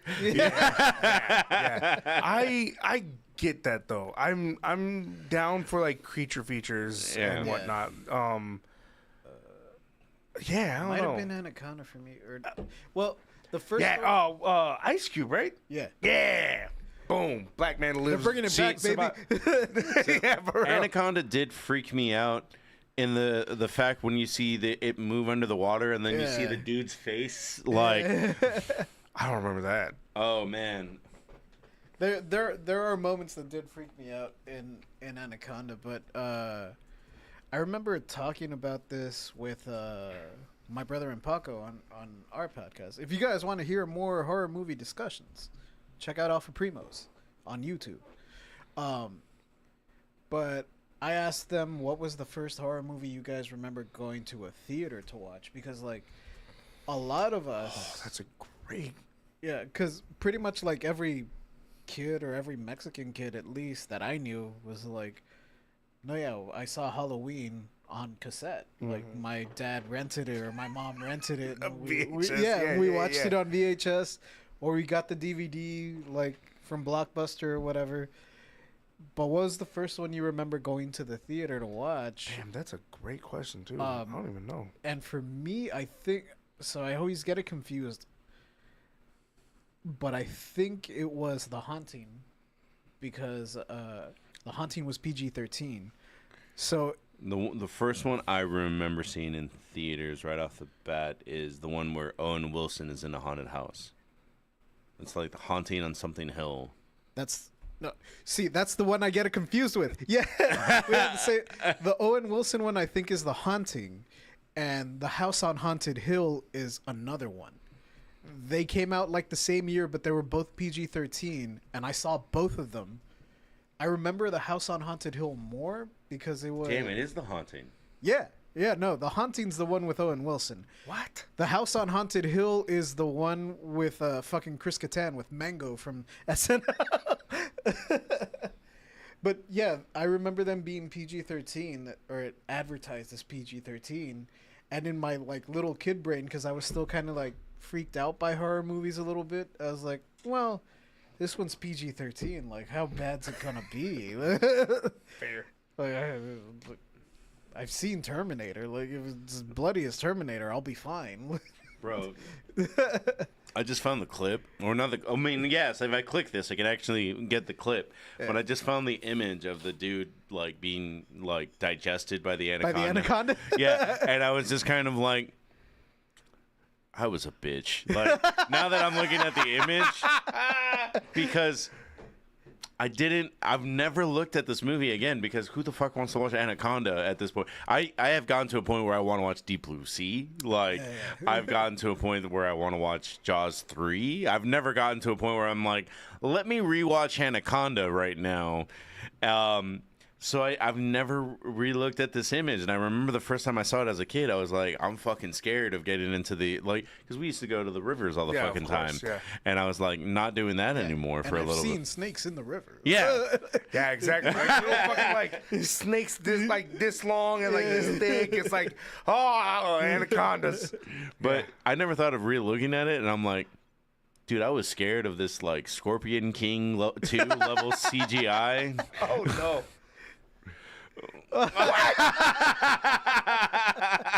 That's it?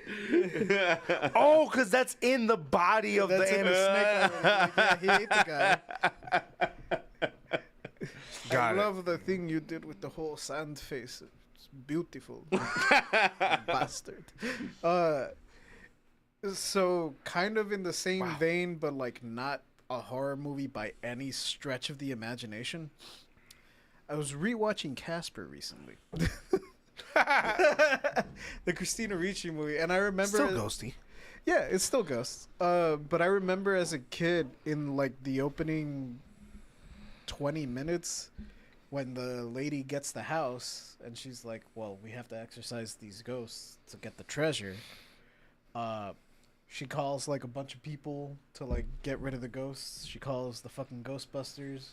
Harry Stan shows up. Oh, yes. like, That's right. Who are you gonna call? Somebody else. But the first dude she calls is a priest. And he's like, oh yeah, no problem. It's a piece of cake. I can do it. It's easy. And he goes into the house and you just hear like roars and ghost sounds and then like bones cracking and you're like, what the fuck?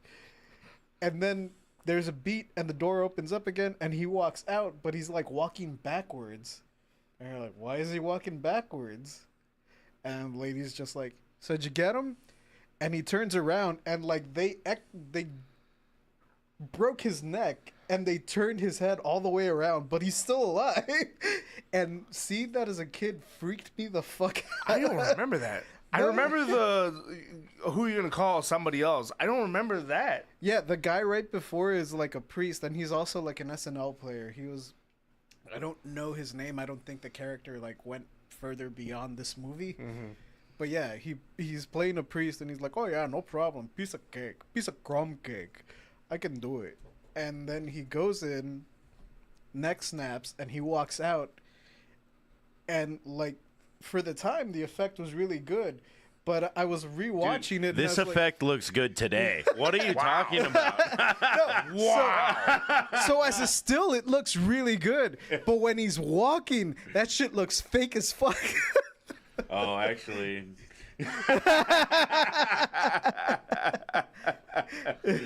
Wow. Interesting.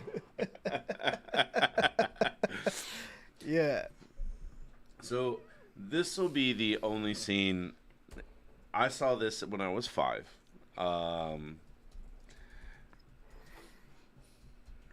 And it still freaks me out to this day. Actually, it's one of the few ones that still freaks me out to this day. But I just remember, for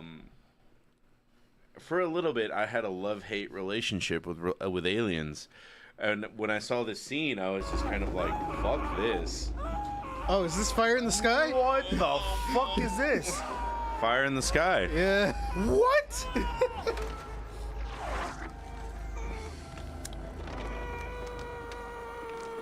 Yeah, fuck this. To this day. What the fuck was that, bro? Yeah, bro. It gets worse. It does get worse. There's a part with an eye. Holy shit. What the fuck was that? Yeah, nah, bro. Fuck this movie. Yeah, no. Do it. Show it. What the fuck? What is this movie? It's the stuff of my nightmares, bro. Wimp. No, I'm just kidding. I know. You ever played Dead Space? No, but this was legitimately like one of the scenes that always freaked me out because it was that dude. So first of all, this is based on a true story, and this was at a point. This was when I was a baby. Yes, this was when I was a baby conspiracy theorist, and I was like willing to accept all and all stories because in the '90s, being a conspiracy theorist is kind of cute. That's like you're Mulder on the X-Files. Like it's not what it means today. Yeah, you're like cute. You get all the girls and whatnot. You know, it's like, you believe in aliens? Like, all right, cool. Sing with me, Scully. yeah. But like I would watch this. I would watch Unsolved Mysteries, like all that stuff, and it would kind of. Oh, the Unsolved Mysteries theme still. Good night, kind of Benji. Freaks me out. Good night, Benji. After his fucking threesome, but yeah. Yeah, I don't know. You can't come in here and then fucking tell us good night. It's fucking 10, motherfucker. He has to work or whatever. Ooh, I gotta work. I And he gotta left work all too. his electrolytes Wait, no, and two actually, other never people. mind. Yeah. I actually don't have to work tomorrow. But yeah, so Fire in the Sky was based on some dude's story, and like his story is just like I was driving home on a dirt road, and then the aliens picked me up, like, and I was just kind of like all the other dirt road. Like, first of all, it looks like South Texas when he's driving around in his Ford Bronco, and the grass is that greenish yellow everywhere. Yeah, I get you. Also, so they said Scooby-Doo. The fucking movie that fucked me up was the Zombie Island. Oh yeah, Scooby-Doo. yeah. Bro, everybody I always hear talk about that, like, oh yeah, that's the movie that fucked us up when like we were kids. That movie fucked me up when we were kids. And it's like like all the zombies were actual fucking like zombies. they were real. I was like waiting for it to like be like, oh yeah, because y'all were fucking blah blah blah from whatever. Old whatever. man Jenkins. Yeah. I was like, oh no, y'all were real zombies. And so I mean, obviously cartoon, but that shit like got me. Yeah, that was scary. That was a good scary movie. Classic. So, it has been proven that this dude was full of shit, and he just made a story. Because now I'm a smarter conspiracy theorist. Okay, proven like 5 minutes ago, or proven like No. Like over time, people were just kind of like The same way that I was like, oh, 2 guns for to kill 1 JFK? Bullshit, bro. it just got it came to a point where they articulated and fact checked enough that it was just kind of like, yeah, this doesn't really add up. Yeah. But Zombie Island sound, the soundtrack to that shit was terror time again.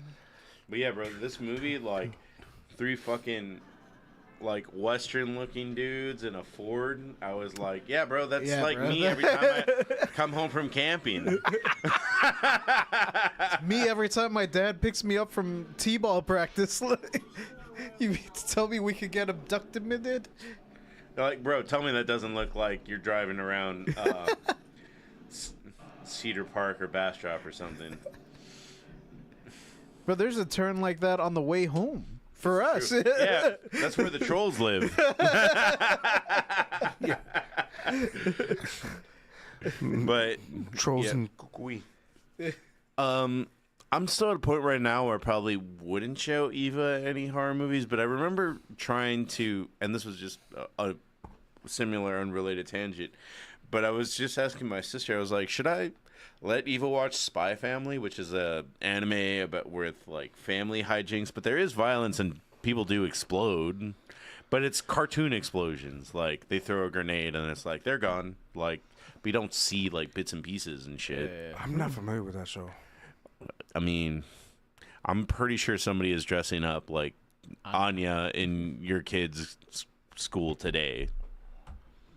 You'll find out. Okay. Well, But I remember You know that meme of the little girl I sent you when you sent me the magic trick guy? And I was like, impossible. Oh yeah. That's okay. Anya. Really? Okay. Yeah. All right. Okay. But I asked my sister, and I was just kind of like, should I like let Eva watch this? Like, is this getting a little too much? And it was also at a point where I was beginning to show her One Piece, beginning to show her. Sorry about that. No, you're fine. Oh, I'm sorry. I just got really excited. Super off the wall. Sorry. All right, well, side tangent. We'll finish my thought, Yes. and we'll go no, to that thought. no, we don't need to. It's okay. all right. It's whiskey related. But yeah, I asked my sister, I was like, is it an okay idea to show Eva these things at like 8 or 9? And in my head, I'm like, the first time I saw Gundam Wing, I was 10, and I guess it wasn't, I mean, that's literally people blowing up in tanks. And then she was like, yeah, but you got to understand, like, our parents showed us The Predator at 5. Like, Bro, Fair. I have a very clear and vivid memory of watching Terminator 2 in kindergarten. Like, it had just come out on VHS, and one teacher rented it, and they're like, yeah, sure, show it to the kids, it's fine. You don't see any Arnold Wiener, who cares? Yeah. I do remember my parents, like, having this really weird, strict thing when I was 8, because we did see Terminator 2. Yeah. And then my cousin Luis tried to rent Ace Ventura: Pet Detective. And then my mom was like, that's too mature for you. Like, there's sex jokes in there. But you can totally watch Arnold Schwarzenegger shotgun people in the face. But again, and this like it goes to like the just like I mean we can just it can become its own like fucking episode, but the conversation of just like the acceptance of certain things, because like we will always accept like, oh, death, yeah, so and so died, abuelo died, primo died, blah blah blah, but then it's like, holy shit, pee-pee. Like, you know, like, fucking A. Like, oh, my God, they're kissing. Like, you know, it's like, and it's I like. will say that one might not be uniquely Hispanic, because Game of Thrones is really big on being like, boobs, boobs, boobs, one dick. More boobs, more boobs, more But boobs. still, one dick and it's floppy. It's not hard. Also true. Yeah. Or prosthetic. You know, yeah. But, yeah, I don't know. It's just weird. But, like, oh, man,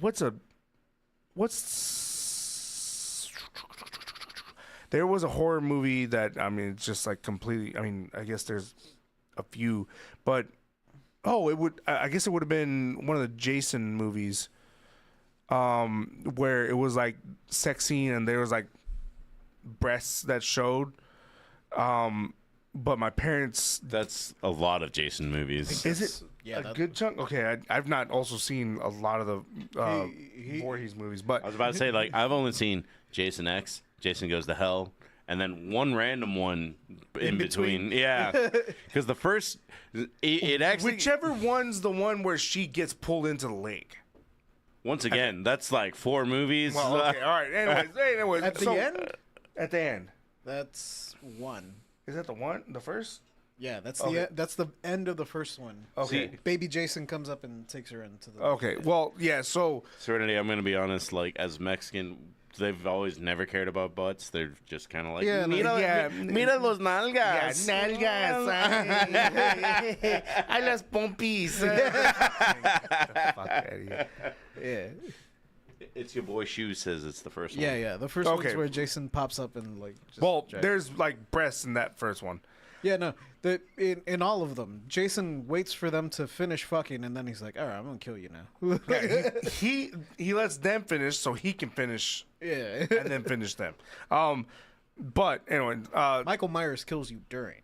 yeah, exactly. Yeah, no, respect. Just like just get it done. Do it. No, but yeah, like so the first.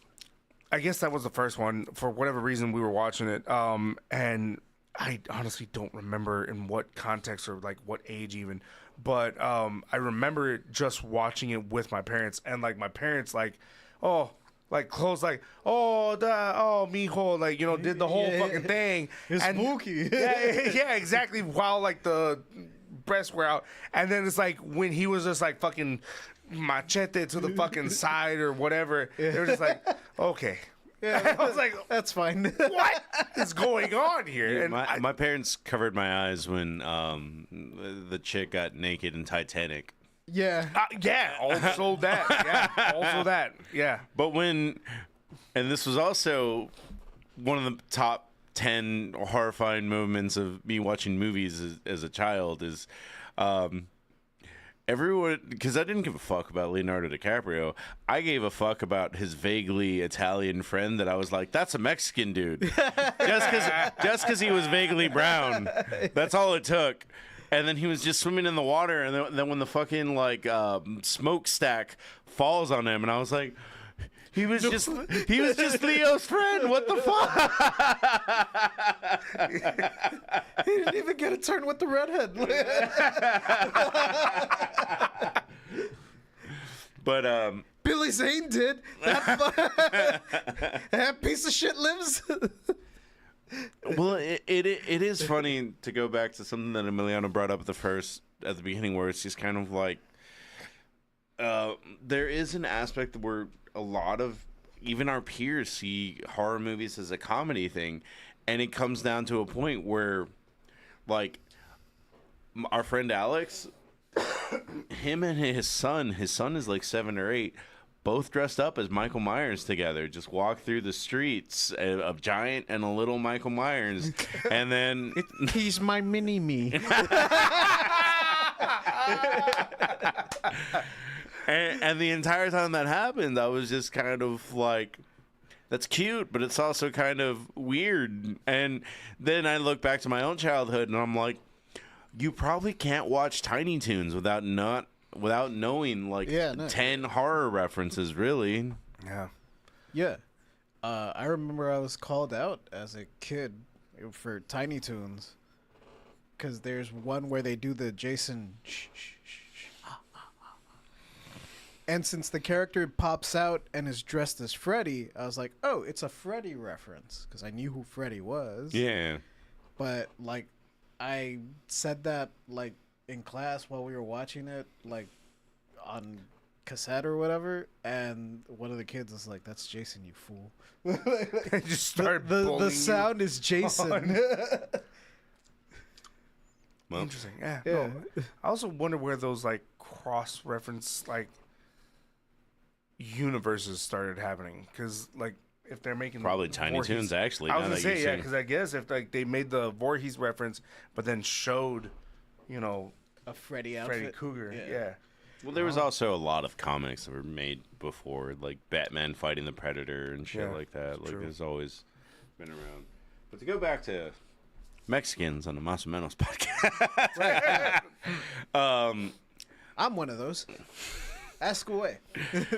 there just always seems to be an aspect of, like, I understand that South Sibs is bringing it up, like Violence OK, Sex No, and I get that too. But there's also, like, it goes deeper than movies. Like, this is where I was trying to get smart with it, and I just couldn't find any, like, nobody has written a paper on it, is basically what it is. And that happens with a lot of Mexican American topics. I could find a ton of videos about tacos that are just like, oh, these are where tacos originate, like, come from Lebanon, or all this other fucking shit. But when it comes to, like, at least other niche topics, it's a little bit harder. And this was one of them where I was just kind of like, there's just something ingrained with us where we have like an interest or a love of horror kind of thing. And because it goes into like even past movies, one of the first things that comes to mind is like, there ain't no fucking reason, because I do understand, like, there's all sorts of celebrations for Christmas and kind of things. But, like, if you sit down and explain, like, oh, we're doing matachines as a way to bring, like, Hispanic or Aztec or Native, I don't know where it comes from, Native culture and Catholic culture in a way, because we're Mexico, we're all mestizo, and we're trying to blend everything. That's one thing. But when I was watching the Matachinas in Eagle Pass, you would straight up see people dressed up like Michael Myers, the Devil, and all these other horror icons. Just fucking, and I understand the idea of it because it's not uniquely Mexican American or Mexican. It's like we dress up as demons to scare other demons to purify the street. That's why Japanese households have the Oni mask in front of their house. Like gargoyles is another example. Like it's not uniquely Mexican, but it's just weird that we integrated it in a way where it's just kind of like where you were watching the Matachinas, you're watching this like folkloric dance, and you were also watching a dude dressed up like I think it's a demon with a whip. Yeah. Just fucking breaking it. I think it's because even like our indigenous or Aztec Mayan gods were also like kind of spooky. Like our god of death with Mitlan Tecuitli. I think that's Mictlantecutli yeah. He's is the male embodiment. yeah. Yeah. And he has a wife. But yeah, he's a dude just with the skull face. He's Ghost Rider. Like Yeah. Our Zeus equivalent or whatever, Kukulkan or Quetzalcoatl Quetzalcoatl would be is fucking carrier of the sun. Yeah, it's a giant snake with wings. It's two scary things. It flies and it's poisonous. Yeah. Like I think that's part of it. Whereas, like, not to be disrespectful or whatever, but white people's god is just a guy in the clouds. Yeah. Yeah. I mean, I think so. I mean, to your point, I think it is a combination of like a lot of our indigenous ancestry, 100%. Stories that are continuously just passed down. I think it's also something that just happens to be a part of, like, I guess at the time, counterculture. I mean, you hear counterculture now and it's like, like you're just thinking about people with blue hair or whatever. But at the time, like you're talking about counterculture, and it's like, it's something that's more revolutionary than that. And it's also something that is like, no, we're trying to stay alive. And we're trying to find ways to keep our humanity, keep our history, keep our community, our culture, our ancestry alive with this new colonial kind of aspect. And it brings me to like I don't know what country it is, but there's a country in Africa that partakes in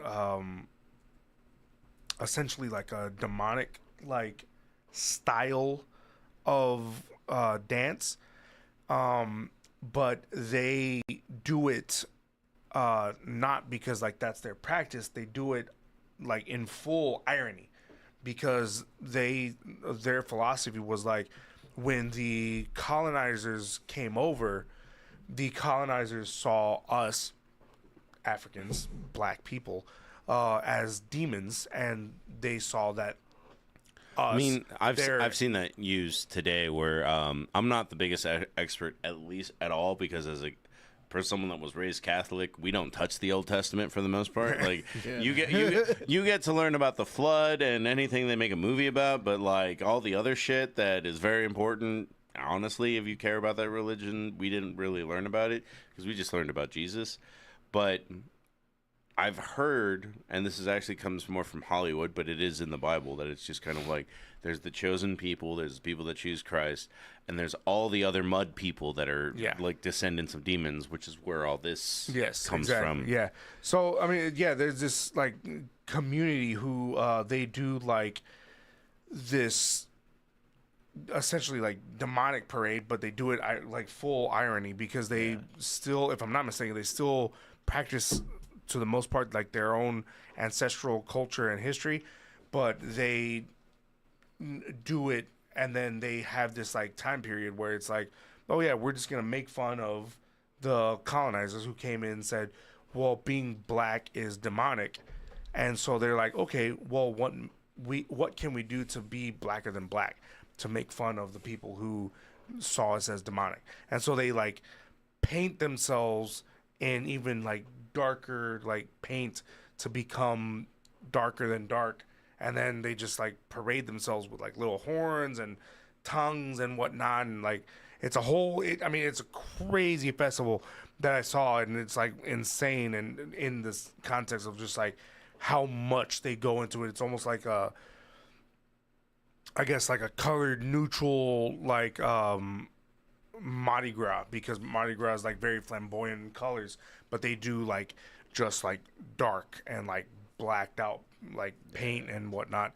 So it would be a little bit more kind of like just anti that in the aspect of it, but they treat it in such of like the like attention and the aspect of like Mardi Gras. But that all being said, I think it's also to the Mexican kind of aspect is of like our history and our indigenous kind of like connection to our ancestral spirits or, you know, practices. I think it's something that we just hold true, that is kind of like, it's something that's not really accepted by the standardized culture and community that people do genuinely a lot see like as like either demonic or like anti-Christian or anti-Catholic.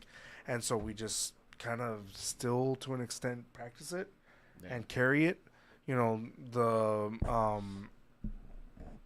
La Muerta, you know, she's still That's one of the things I was about to ask you about, because South Sibs brings up, it's like, I mean, Loteria es el Diablo la Muerta en la Calavera, and I wanted to transition that specifically to ask, like, because it's not something I understand. Honestly, it's not something that my parents or my grandparents ever spoke of, but like this idea of worshiping death, I get it from a fictional standpoint kind of thing, like with stories like what you guys brought up about like death always whispering in your ear, live, and these are all fictional. Like, I don't know if it has any connection. It probably doesn't, because a lot of these come from Neil Gaiman writing comics and stories and shit like this. But the idea of like death being kind, death being the ultimate equalizer, death being like the indigenous embodiment of death. He's not evil. He's not like Hades. He's not. Yeah, exactly. He's not. That's what I mean. Like, I just don't know. Like, yeah. Yeah, I mean, Mitlan de Quitli is not an evil god by any stretch of the imagination. He's benevolent and kind. Both of them are. He's just the one that like watches over the underworld where we all end up. Like, that's ultimately like pretty much his main deal, right? He's like, I'm not coming after y'all. I'm not some like Grim Reaper in the dark in Final Destinations. Just like, eventually you're just gonna show up at my door and I'm gonna take you in. Yeah, I mean, so like, you know, one of the interesting things that again, I don't know if I've said it here before, but I can read the birth codices that we have as For Aztec culture? yeah, for the Tonani. Yeah. I can read it.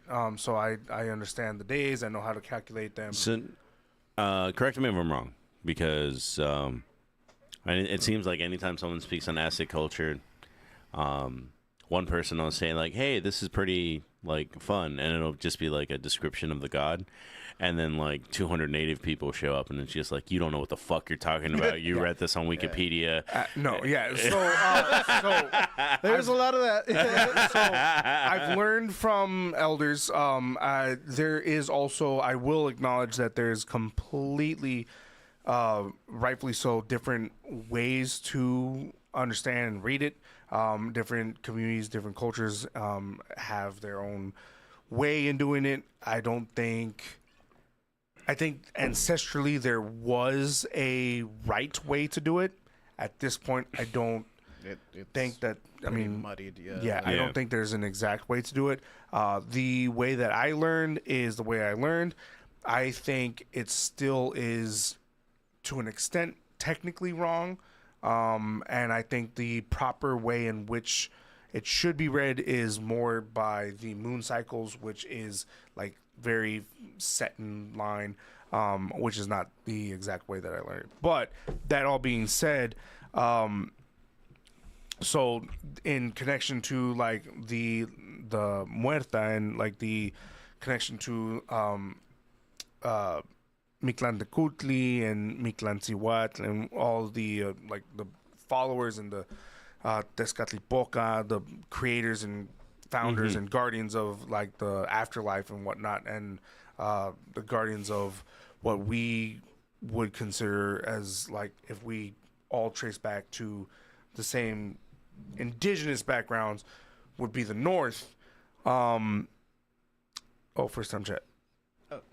When you ask your parents, Parents so they can watch Joe Rogan and they put this on. I mean, hey, yeah. Fine. Hey man, I'm sorry, I but was gonna say, if have we you get- ever done DMT, bro? If You know, the if funny this thing is is- the off kilter version of Joe Rogan, I think we're winning, right? I think we're on the way. I don't know. you know, like if We can talk about if Joe workout Rogan shit. is Coca-Cola, let me put it that way. Where I don't mind being hill country. I mean, because if Joe Rogan is making, I don't know, 280 million or whatever the fuck it is, he has a stupid contract by Spotify. yeah, no, And I'm pretty sure I- they're regretting that. And he's banking on YouTube too. No, you're I fine, know. bro. Yeah. But I'm Don't worry, like, bro. Hey, bro, I wouldn't mind making 1/5 of that contract. Like, Yeah. if Totally. he's getting 280 million, I'm okay with 28. Like, Okay with one. Yeah, honestly, yeah. And yeah, don't worry about it, bro. We'll start talking about cold plunges soon. Yeah. But with all that being said, so when my son was born, my second child, and it Wavy, I'll just say Wavy. You Wavy might have stack. missed it. Yeah, Wavy. You missed it earlier, maybe. So my second child's boy, but they're only 14 months apart. And when he was born, we were, I guess, just getting past COVID-ish. And like my wife brought up the point, like, hey, you know, your abuelo, did you ever do like a reading of his birthday? And I was like, okay, well, you know, I didn't, so I should. And I think this is a great time to do it because, again, my abuelo told me well before she knew that she was pregnant, but I knew that, like, hey, your wife is carrying a child.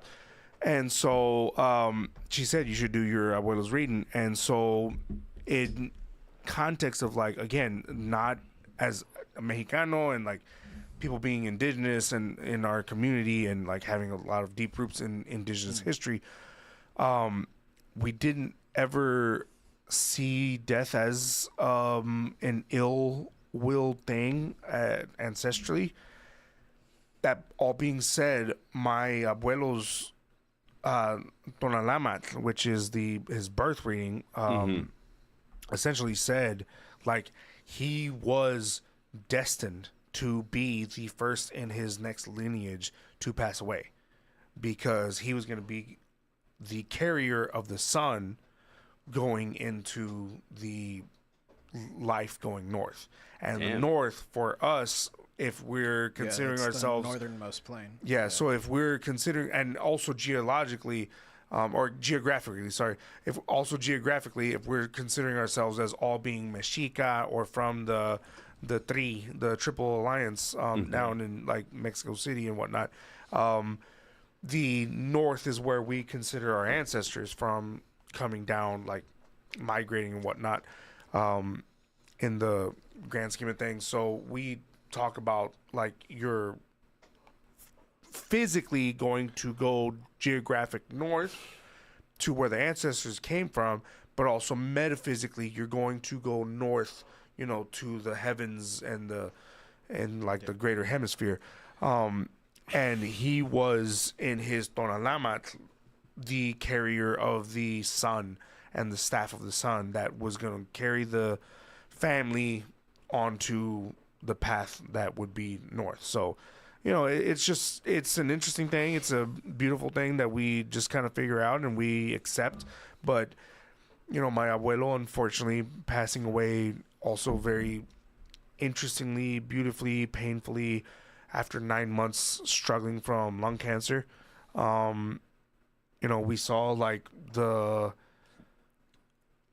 beautiful, painful deterioration of like an anti 9 month kind of like gestation period of him kind of passing in, and then passing away to just like be that, and his again like birth date and date of birth like very blatantly saying like, yes, you're gonna be the first one of your lineage to pass away, so that you can carry on and you can carry everybody to the next life, and then that'd be it. But yeah, man, it's just interesting. He was the first one that I saw in Sweat Lodge, and he's, again, the one who's always told me every single time, like, hey, you're going to have a baby here, you're going to have a baby here, this is when. And he's also the one who tells me in dreams, like, when and who is going to pass away. So, yeah. Just how it is. But Well, and I do think that most of us are painted pretty deeply by Western civilization. Like, death is bad. Death is, like, Hades is a bad guy. Satan is a bad guy. Satan's in hell, kind of thing. But it's also, like, always been amazing to me in certain other aspects where it's just kind of like, you wear black to funerals. That's not a thing in a lot of cultures. You wear red to a lot of funerals in a lot of Native American and Asian cultures. And I'm being overly generic, but it's still true that it's just kind of like you wear red because it's like, hey, this person lived and we want to celebrate his life. We don't want to mourn their life, kind of thing.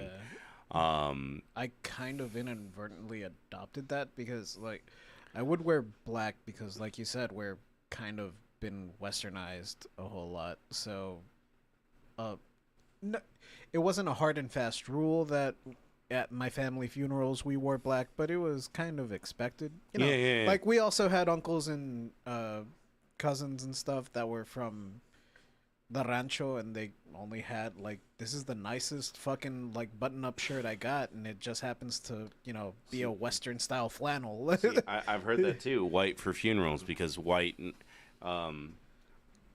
So the thing that I've heard from a lot of other cultures is just like, well, you see a white light when you die. Why wouldn't you wear white as an homage to death, kind of thing? Like, it's a celebration. Where, like we said, in Western civilization, you wear black. I've heard white as well too. But to my point, the only tie that I had that was black also had like a streak of red down it. So I would always wear that to funerals. I would wear like black and red. to answer like the white part, so I think it's an interesting kind of like aspect, just because white was also like a difficult color to create when it came to like, just especially if you're talking about like natural coloring. So you have in the Pecos River region, Devil's River. They have the white shaman, which is not a shaman. It's a creation and writing of the moon spirit. But it's like one of the few white paintings that was done by indigenous people that have survived, because white is usually the first color to deteriorate when it comes to erosion. So not just that, but it's also because white being so special and so difficult to create next to the color purple, was attributed to specific warriors who'd pass during certain battles, which would be specifically made to women. So women would passing during childbirth were like considered the greatest warriors, and so they would be like given like any kind of like white colored attribution, because that was like the difficult war that you could, or the most difficult war that you could battle, and at the same time, it was the greatest war that you could die in. So you were given the greatest like piece of, like essentially just difficult like material to create. And then, you know, black is just like, it's kind of like what we all become, you know, we all deteriorate to black. So black was for, again, indigenous kind of cultures, just like you go back to just like the earth. And at the same time, a lot of indigenous cultures, we burned our like That's ancestors. true So as well. we I didn't created, think about that. we go back to char, you know, we go back to charcoal. So carbon. Well, guys, we're going to take a quick break, and then when we come back, we're going to delve a little bit more into this topic.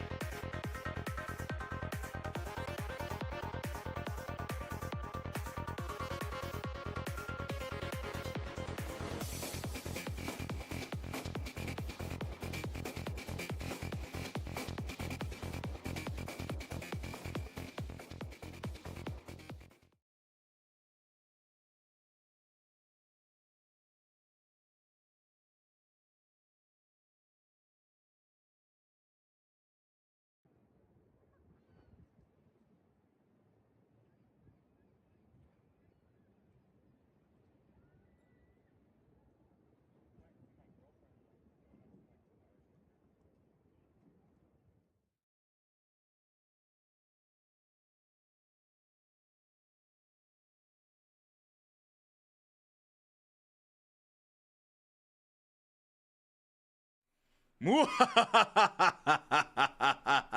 everybody. I'm back. But I'm back for a very special reason. As you can... Nope. Actually, you can't see. Now you can see. It's a Manscaped ad. The Chairman Pro. I come back not only for that, to bring you spooktacular savings. I know that's another show. But here's the thing. The Chairman Pro... I haven't even cracked mine open yet. They gifted it to us. The fine folks at Manscaped have been a sponsor for us for many, many years now. I think that's true, actually. Many, many years. And here's the thing. Chairman Pro seems cool. My neck needs to be shaved. I could probably try it live. But you know what? I don't want to. Because, one, I want to try it out in my own time and have it feel good. And I don't want to get beard clipping hairs everywhere. But I want to show you and tell you about this, because I got it. I got the dome shaver, everybody. I said, Manscaped, would you please, please, please give me the dome shaver? And guess what they did? They gave me the dome shaver. And I got it right here, and it's true, and it's real, and there it is right there. Well, that's actually the Dome Pro package, which comes with the Dome Shaver Pro Head Shaver, Power Shave Gel Head and Face Shaving Gel, Dome Soother Head Aftershave Lotion, Protective Cap, Travel Case. I got the travel case, power adapter, and USB-C cable. Here's the thing, folks. I was like, hey, wait a minute. I am bald, and I need to have the Dome Shaver Pro. And so they gave it to me. And look it. It's been a couple days since I first used it. And so here's what I'm going to do. I think I promised you all that I was going to do it. Then this is gonna make me have to do it like later.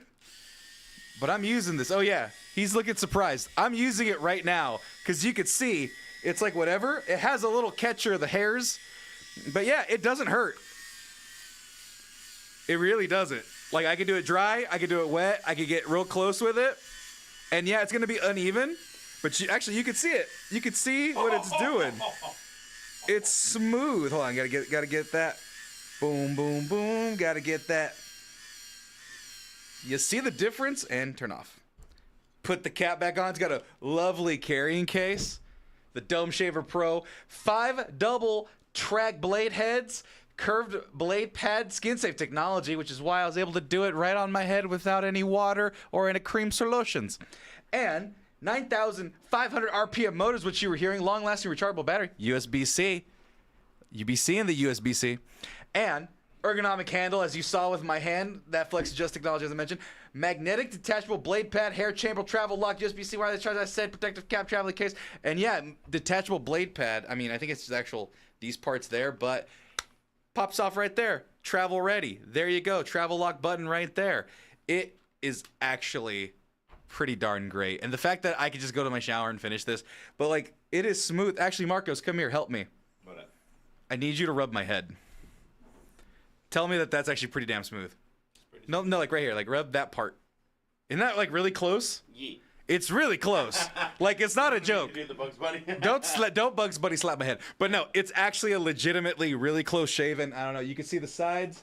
You can see the difference. Actually, fuck it. Since I'm doing all, wow, I don't know if I'm supposed to curse. Also, I didn't mean to switch back there, but look at the side. Look at the side. This is the embarrassing side of my head. That's so lumpy. Shut up. You just rub it real nice. I already had my jaw drop for this. Bam. You see how that's smooth? Well, that's a little. That's a pimple that I've already been picking at.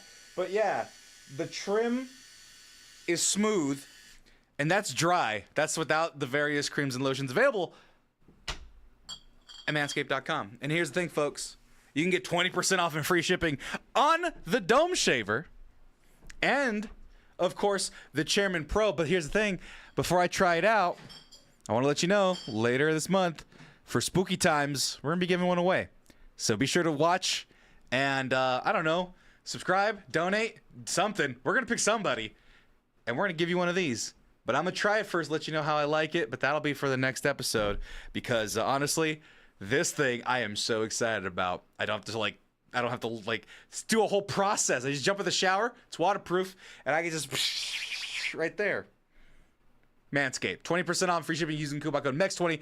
For 20% off free shipping at Manscaped.com. Manscaped.com, 20% off free shipping using code MEX20. Manscaped. Your balls, face, and I will thank you. But seriously, your balls, your face, your chest, and now your head. Look at that smoothness.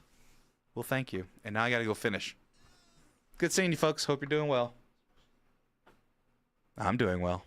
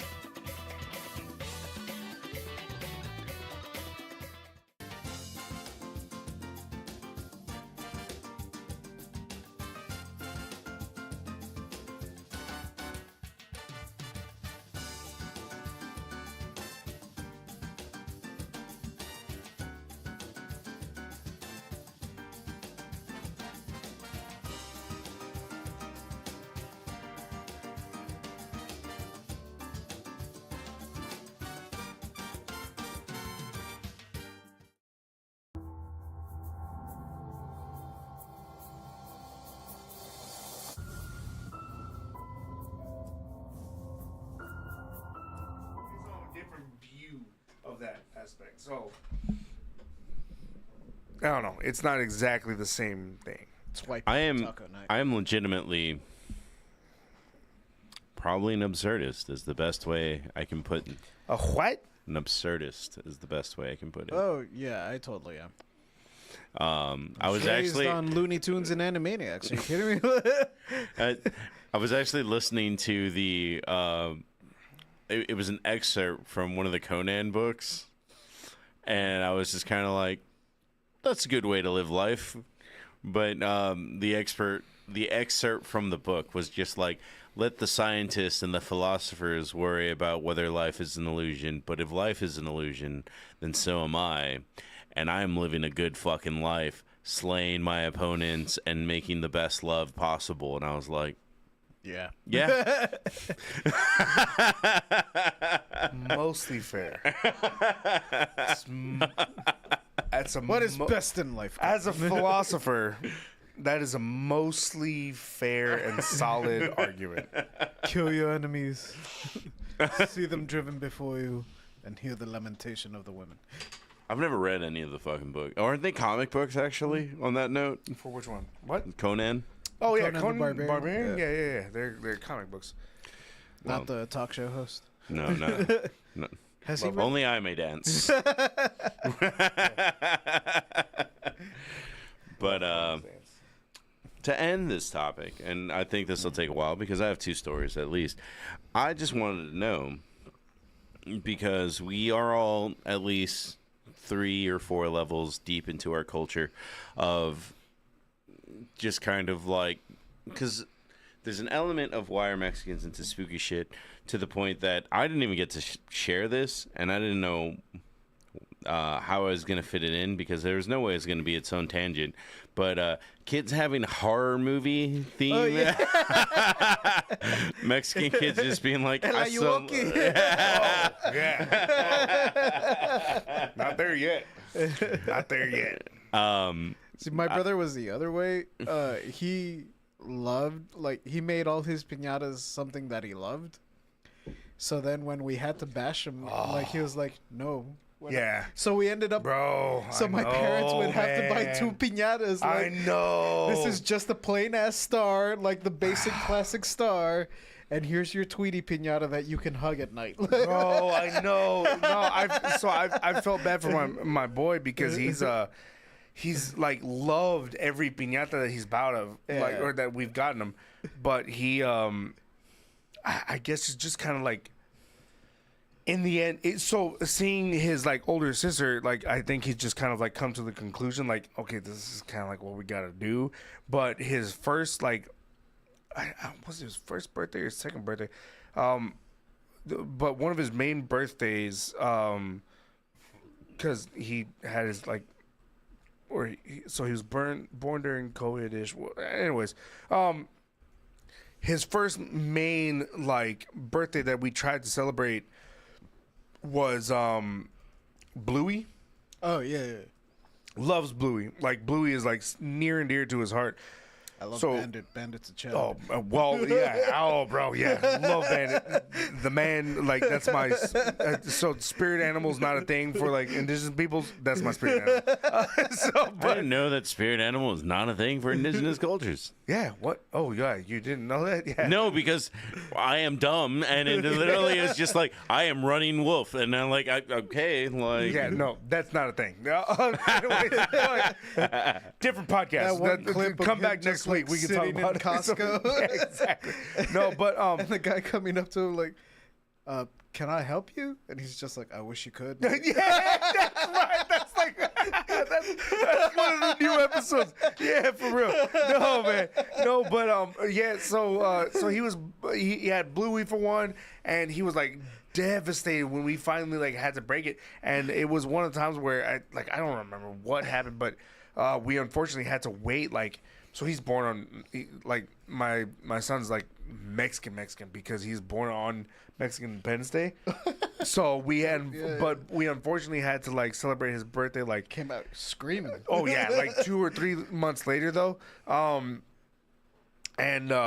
So when we celebrated finally, like he was like really like kind of like beat up about like having to like break his piñata, but like he did it, and so I was like, okay, cool.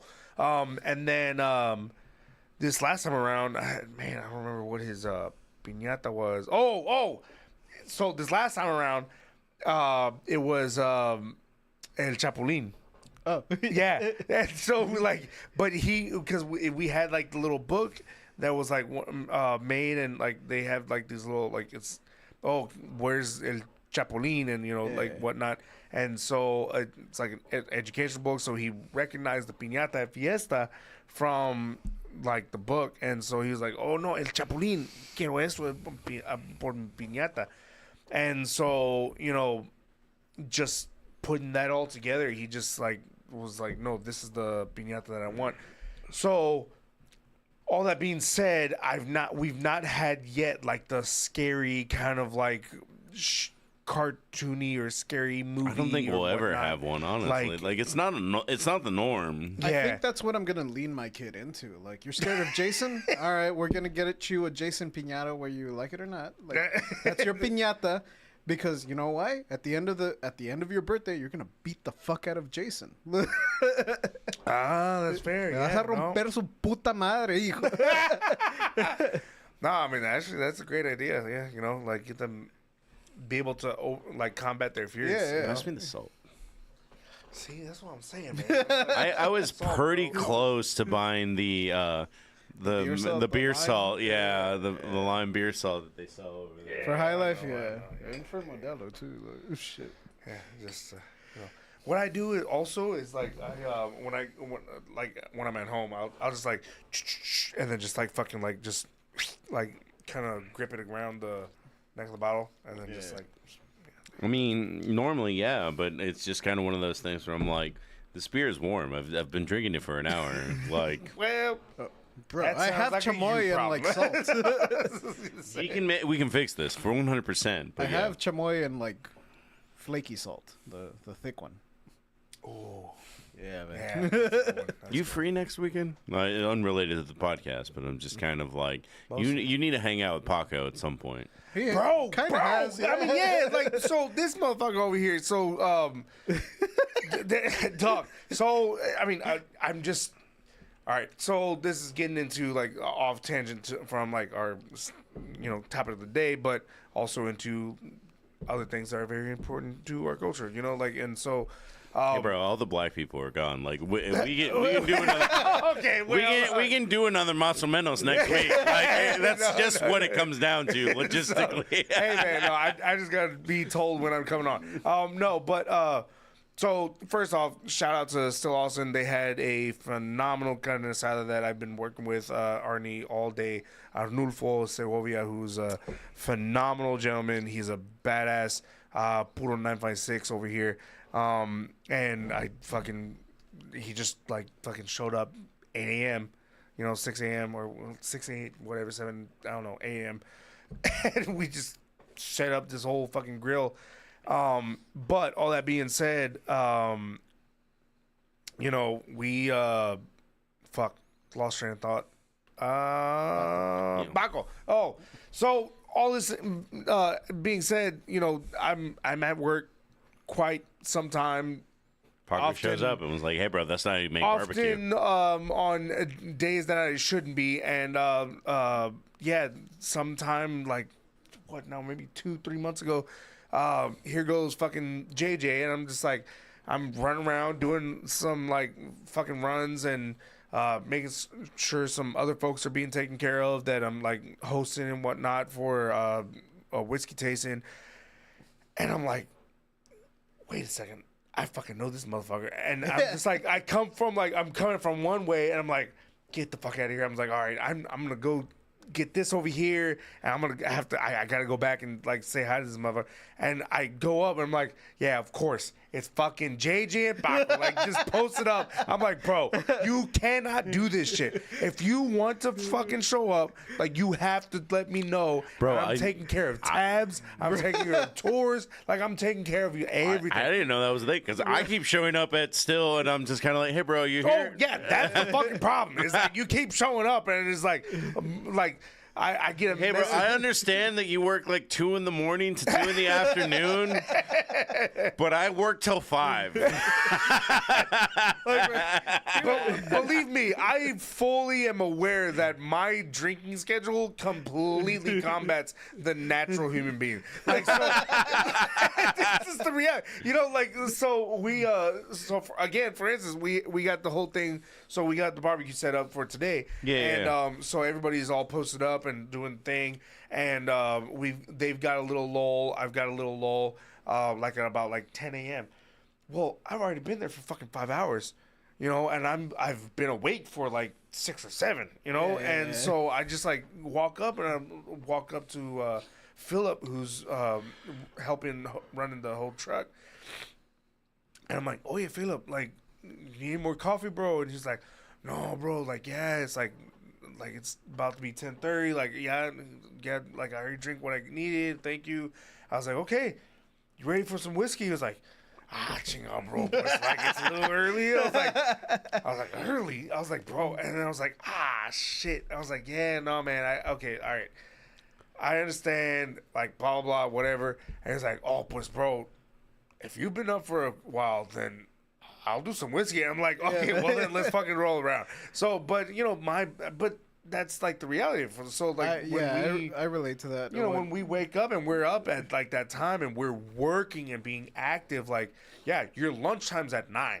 You know, Sam posted some memes because he was really fucking surprised about this. But I took him to hang out with my family for Thanksgiving, and like, so we showed up at 10 in the morning. And then Sam was like, so what do we do now? And I opened a beer at like 10:30, and he was just kind of like, what the fuck is that? bro, yeah, man. When I worked graveyard at the casino, like my shift was from 10 to 7. So everyone would ask me, like, what do you do when you get home? I was like, honestly, like, I crack open like 3 beers and I drink them as fast as I can, and then I pass out for like 8 hours. This is getting into a different They lullaby topic. me to sleep, baby. 100%. Yeah. But in the Army, I definitely learned. It's just kind of like, all right, bro, you're released. You spent 2 weeks in the field at 7 in the morning. That shower beer, bro. Oh yeah. So I've got. Kind of glad we didn't have an extra guest because these are all shower beers, baby. Nah, man. I mean, you know. So the crazy thing is, like, for however, well, I don't know. If we're however dirty us, some white people are. Bro, I just worked like a fentanyl case today. You're good. Like, Okay, you're good. Well, so for however dirty like some white people are, it's crazy that, and I say this because lovingly, I have a lot of white friends who don't do shower beers because they're just like, what about the poop? Water's gonna get in it. No, because they're worried about the poop particles. I'm like, bro, that's really? what you're worried about? That's such a fucking stretch. Are you shitting in the shower, Bro, yeah. No, it's just exposing your ass. Like, I get it. Like, there's a little bit of poop particles, but it's not even to a point that you smell it. Like, yeah. If you And if wash you can- your ass before you open the beer, it's fine. Also fucking true. Also fucking true. I don't know, man. I don't know. That's wild. I don't know. Well, But Anyway, yeah, back to spooky shit in yeah, Mexico. spooky. So we Our drinking covered habits. That's That's spooky. That's spooky. Ah, man, I think I was telling TJ. It wasn't TJ, but I was telling someone the other day that I was just like, it was Rob. It was Rob who we hung out with, and I was just kind of like, there's an element that I was just kind of like, I feel bad for people that try to hang out with me. Oh, I totally ditched that girl. No, but I feel bad that for people that try to hang out with me and drinking, because it was just kind of like, I've been in the Army. I went to Texas Tech. Oh yeah. Went to the Army. I went to Texas Tech. I moved to Austin. I grew up in Eagle Pass, and I'm like, I have so many drinking like Boy Check Scout marks. badges Yeah, check that I'm marks. just kind of like, Exactly. yeah. And so Omar has half the badges that I do, and he's our friend that we hung out with in Dallas, and one of them is at Texas Tech, and he's tells people like before they hang out with him at the beginning of the night, he's like, I want you to know, under no obligation, do you need to keep up with me? Like, you just enjoy yourself tonight, and I'll take care of you. And that's what I think I need to start telling people at this point. Well, so here, real. So I think I'll say this. I think there's caveats to this. So I think the people who need to give those warnings are one, just like respect, thank you for the service, like people who've been in the military. You Andre the period. Giant, you got amongst men. No, So- but like period. Omar is straight service industry in the sense that he's been a bartender since 19, and now that dude is 25. Well, so I think that becomes the second caveat. The like real final kind of like instance is like distillers, bro. Bro. So we were up in Dallas 2 weeks ago, and we were there for the Texas Whiskey Association board meeting. We like as a kind of like coalition of 12 people in the span of 4 to 5 hours, we completely closed bottles, killed 6-ish cases of whiskey. Not to get to something unrelated to the podcast, because this conversation happened before the podcast. I'm pretty sure I could have killed most of those podcasters on a strict like. Go for yeah. 100%. Yeah. No, so yeah, no, there's definitely caveats. I think there's like levels to What do everything. they weigh? $120 soaking wet? Like, we can do it. Yeah, but at the same time, like I think there's also just like, I mean, besides weight classes, like we talk about like weight classes, we also have to talk about like experience. We also have to talk about like job titles, because yeah, I mean we can talk about bartenders as long as we want, but There's also genetics into it. Like, oh, to a degree, again, yeah, no, I mean, but that goes into like the body mass kind of like index and whatnot, but. Like yeah, my it's dad, just work. My dad threw in the towel. He's like, I'm done. Like, I've seen the championship game, and like, I made it as far as I could. I'm out. Yeah, nah, man. And my mom's a real lightweight, but like, I took after my dad. What can I say? Yeah, man. I mean, I'm here to see the glory, babe. Yeah, no, it's just it depends on like industry, genetics, like the whole fucking lot, and then but at the same time, just like work, like what you're putting into it. I mean, kind of like teachers. I think I thought teachers, having been a teacher, were- Nurses are great drinkers. Yeah, Oh, yeah. Again, Yeah. yes. It's just fucking wild, man. Distillers are just a fucking different breed. Like, I mean, granted, they're like the I fucking. think when you can Yeah, smell well, you're it, the only. yeah, bro. It's just like it's like insane. microdosing, bro. Yeah, it's insane. It's insane. Like these. Well, so speaking of microdosing, yeah. Look, so I won't get. That's won't some get Joe into it. Rogan Yeah. for your ass. Won't get into it. I think she. Yeah, I think well- Duchess of Destruction. Also, won't get into it, but yeah, no, it's just like like that was like trying to be like leveled out, like when it came to that kind of like that weekend, it's like It's funny because I'm aiming for this to be a 3-hour podcast, and it's just like we're getting there. We had 30 minutes of pre-footage of just watching the B-roll. Yeah. Because we were waiting for you to get here, and then we had a very interesting conversation because we need to hang out outside of work, outside of this a little bit more. Yeah. But to go back to Square A, which is why do Mexicans love spooky shit, and I just thought this was a good way to end it. Any experiences with the paranormal or scary stories that are like passed down, or things that you would like to passed share, down. or that you experienced yourself? Because actually, Well, he's got a my bunch. two are my grandpa's stories, but I'd like to interlay it where someone goes first and then I'll go second or whatever.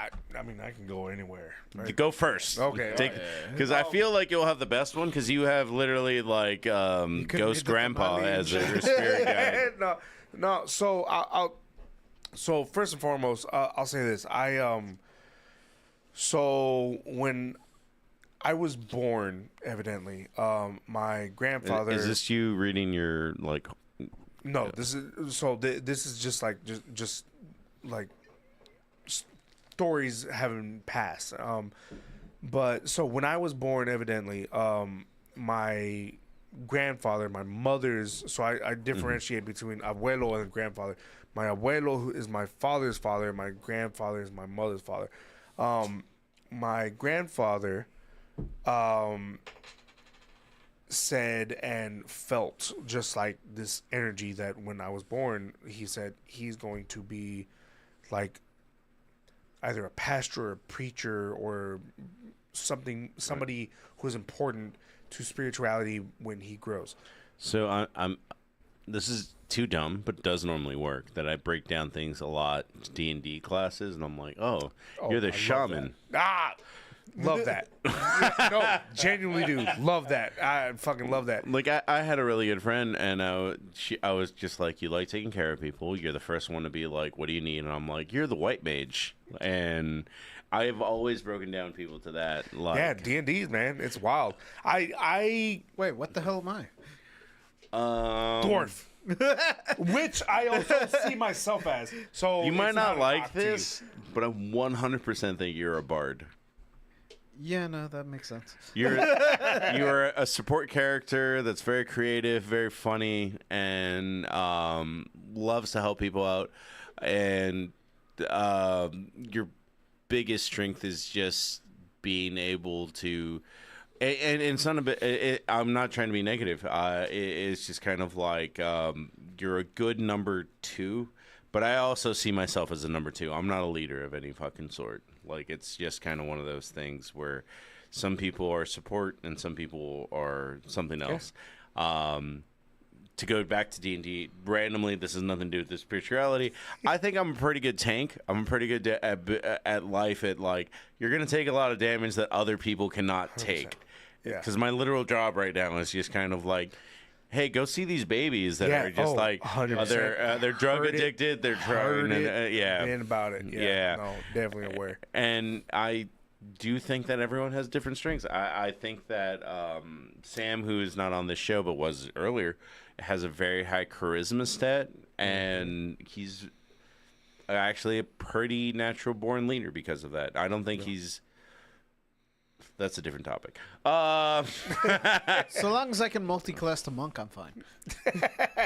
Well, that's the thing is that monk doesn't exist in my head just because it's a newer class in D&D. It is a newer class, but yeah, no. Like, It's the same way as artificer, where it's just kind of like, oh no, that's the one that can. now use we're in the guns. weeds, but yeah. What? There's guns now? Holy shit! I don't know. there's guns now. I don't follow D&D in any capacity, so I'm also just like naive to it. You have a very high charisma. Mina el faja. It's a big one too. Jeez. Imagine whipping. That's not a good thing. Imagine being fat and whipping a kid with the extra long belt. That's so much violence. You can get them from What across am I the again? room. A necromancer? I didn't give you a class. I gave you a stat. What's my stat? Very high charisma. Sure. So you can be a necromancer. You still gotta play Baldur's Gate again, right? Legit murder everyone's favorite character 2 minutes in. He tried to No, it kiss was me like at 2 night. hours late in. No, the favorite character. Yeah, Astrian. You killed him 2 hours in. It was the last thing we did. Oh no, I'm saying like 2 minutes into meeting him. Oh, He tried yeah. to kiss me at night, and so I stabbed him in the chest with a stake. I think that's what he did, right? He didn't try to kiss him. He tried to bite him because he's a vampire. And Sam was like, none of this in my holy land. I am a paladin. I'm a righteous Trump supporter. I don't want no gay vampire.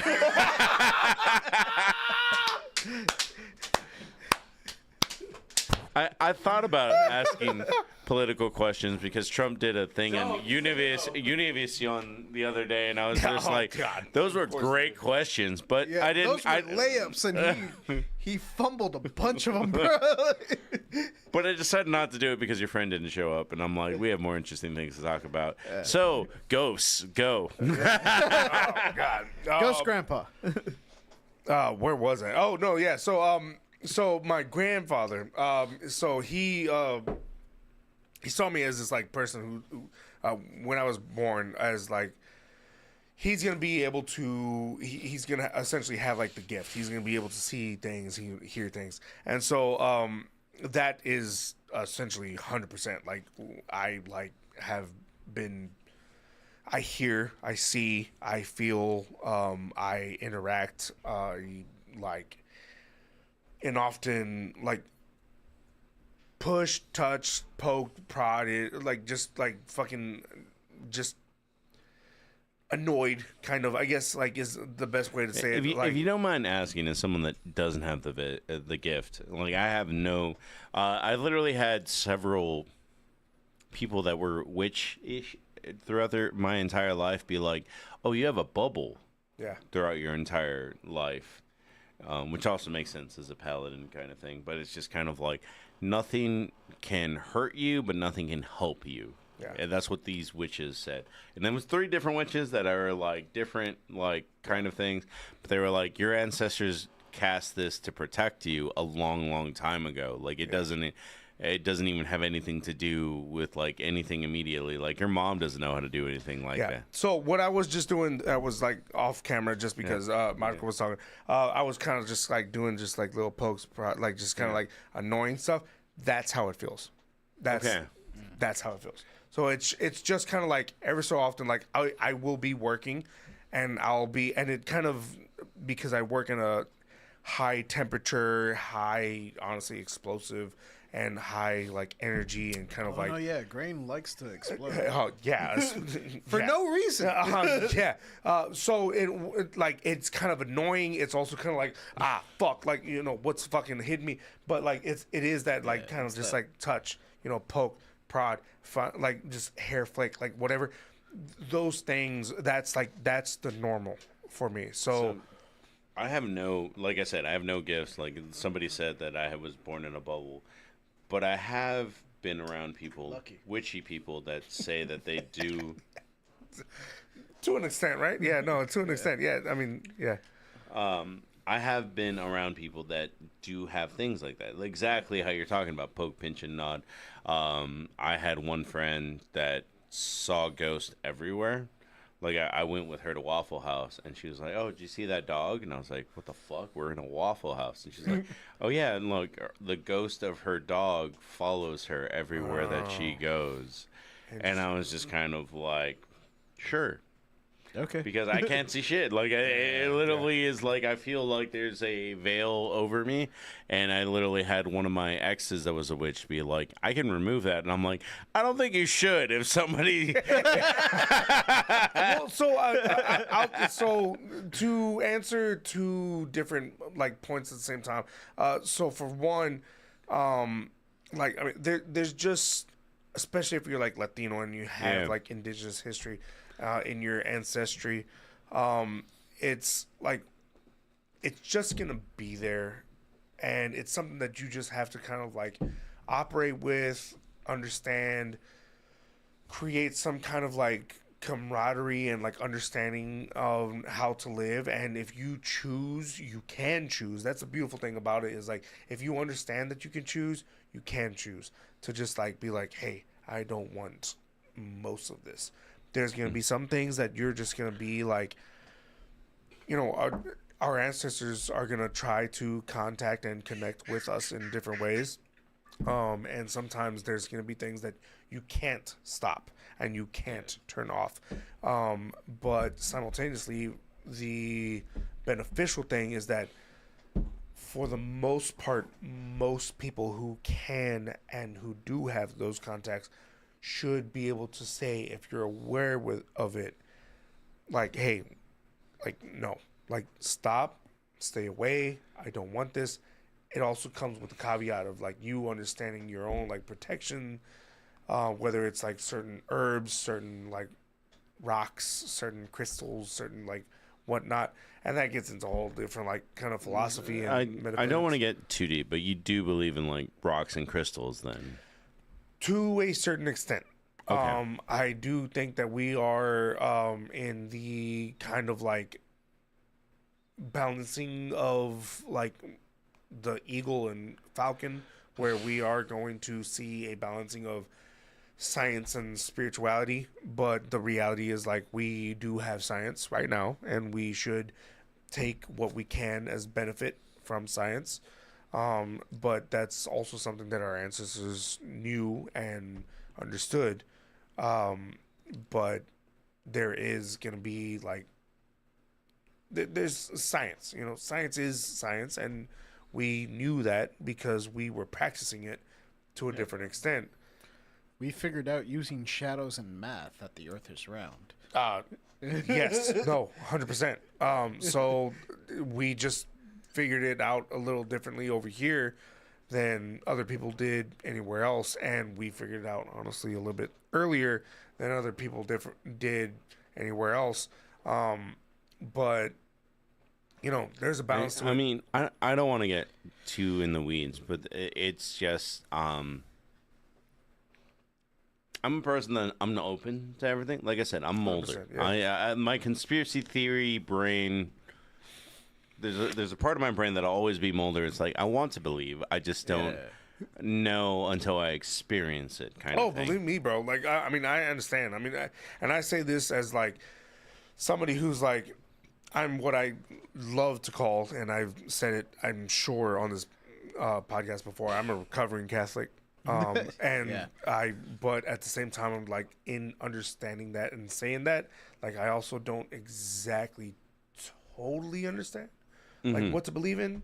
But I do, and I have. I think that's exactly where I'm at today. Yeah, and I also have allowed myself to, lack of a better term, subscribe to kind of like certain and indigenous practices, where when we like my kids now, all of them, like both of them, and then the only real way that I can like, ay, vato, come on, bro, hijo. I don't know where that came from. My abuela. No, she's over here speaking. Like she said, like, you need tequila now. Holy shit. No, I'll be good. No, yeah, no. But my kids now, like both of them, my older ones, they say like, "Papá, necesitas cantar," like, "Bless you." Bless you. But they say like, you need to sing to us. Bless you. So they say like, you need to sing to us. Bless you. All right, that's it. You go to church. You go to church. I'm good. All right. I go to churches. All right. Blow your nose. No, but so my kids say like, okay, Papa, like, necesitas cantar a nosotros, and so like it's like, okay, let's sing to us. And so we sing like our prayer, which is like our prayer to like Mother Earth, but also like the God particle, which is like the particle that is now scientifically being understood as like the thing that is like creation of every kind of like metaphysical and physical kind of matter, whatnot. But our ancestors knew and have passed that song down generations. And so we're at where we are now, and we're still singing this song, and the song is creating like a new life and understanding of like, hey, there's something beyond our understanding, but also something that is like very natural to what we are. And so again, it goes to what we said earlier, where my daughter's like, what happens when we go back to the earth? And it's like, who knows? But we're still here. Well, my question, and this is just me being super practical, because like, if I were to place my D&D class, sometimes it would probably be Barbarian, where it's just like, I don't know what life is. I'm just gonna hit something in the face, kind of thing. Yeah. Skeleton hand. Well, that's But- also like when I talk to my friend like who's like heavily in D&D, and I have several friends who are heavily in D&D, but it's like I understand based off of work and my like type of work, I'm a dwarf, right? I'm like So that's a in the race, not a ground. class. But yes. Well, so I'm a dwarf. Well, then I'm a dwarf, but I'm a dwarf who has like, I understand animals. I talk to spirits. I have like that would make some you a kind of- druid, which is actually super accurate at this point. That now is- that- yeah. Boom. There you go. Like I don't know, But Yeah. to go back to square one, and this is just where I was coming from, and I'm glad for your insight. I just don't know where the midpoint is between, because I know you got this point. I've told you about this point, and you got really angry. But it was just like there is a midpoint between, I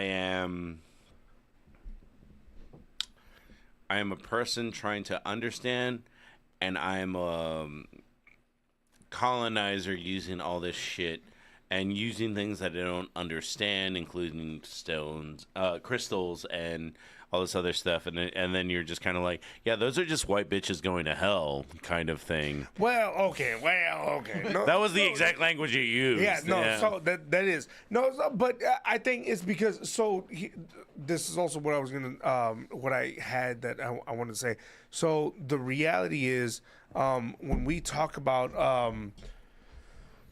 medicines that are practiced, so Yeah. especially for white peoples who and this is something that I've come accustomed to learn from different elders, but also like just the reality of things is that peoples who are heavily and majority and like direct ancestry and like have grown up and completely accepted like European practice like backgrounds and cultures,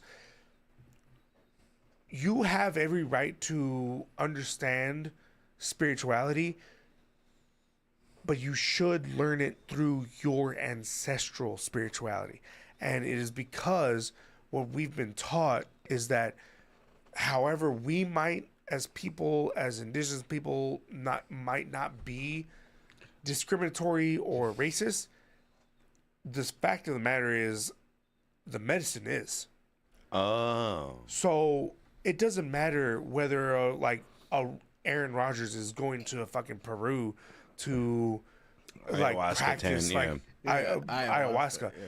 The bottom line is he's experiencing it, but he is not going to experience his own metaphysical and like psychological like healing and whatnot as natural and as healthfully as he would is if he went back to whatever his ancestral roots were back in Europe, because we have this all this like everywhere. Yeah. There's medicines that are hallucinogens For that are him, like it would probably be that like fungus that absinthe comes from. yeah, exactly. But like That's why absinthe doesn't work for us. Like we took absinthe and we were like, "This is bullshit."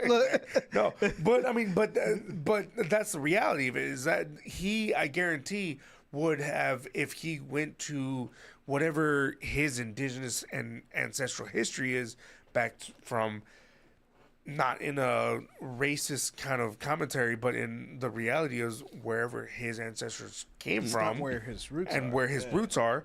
Like, if you go back to where your ancestry is and you go back and experience that, that's going to be what benefits you the most. And I do have not a- saying He's that using- not saying in any capacity. Also, for anybody who like may see this down the line, not saying that you have to go back from where you came from. It's just if you experience just your ancestry and understand your ancestry and learn about history and learn your history, then that can make every fucking thing better. Because we can live just as, but that's also why The soil Mexicans from- and Irish peoples learned and lived so well together. That's why indigenous peoples and Irish peoples lived and understood each other so well, is because we carried each other's history, each other's ancestry so closely to ourselves, and we shared it and we understood it, that like, hey, they are in our land, they are not practicing their medicines, and they also understood we are not practicing our ancestral history, but we're going to do what we can to tend to take care of other peoples who are struggling like we are. That's why we connect so well as like just peoples. Your native Well- soil is going to be the most fertile. That's like I do have a question, and then I guess after that we have to get back on track. But what do you say to people that are just like me and JJ? We're like average Mexican Americans, and I ask you specifically because you're on the other side of the coin of like I think I know the answer, and me and JJ are just kind of like we're people that are disconnected from our past, kind of thing. But what do you say whenever we meet gatekeepers where it's just kind of like, oh, like, I don't know, maybe we did an Ancestry.com thing. It's just like we're straight up connected to this culture. And then it's just like we try to connect to that culture and people are just kind of like, fuck you, you don't speak the language, you haven't done anything, you've never even visited Maya or any of the other, like, you've never been to Chiapas or anything like that. Like, what is our go-to kind of thing? Because, like, so much about being Mexican American, specifically Mexican American, is just like, fuck it, let's create something new. And Yeah. I don't think spirituality at the very least works that way. So I'll say this. Assuming, let's just say, like, crazy, like, experience. Like, let's say just y'all are both, like, I don't know, 40% indigenous, right? Yeah. Of, like, the same...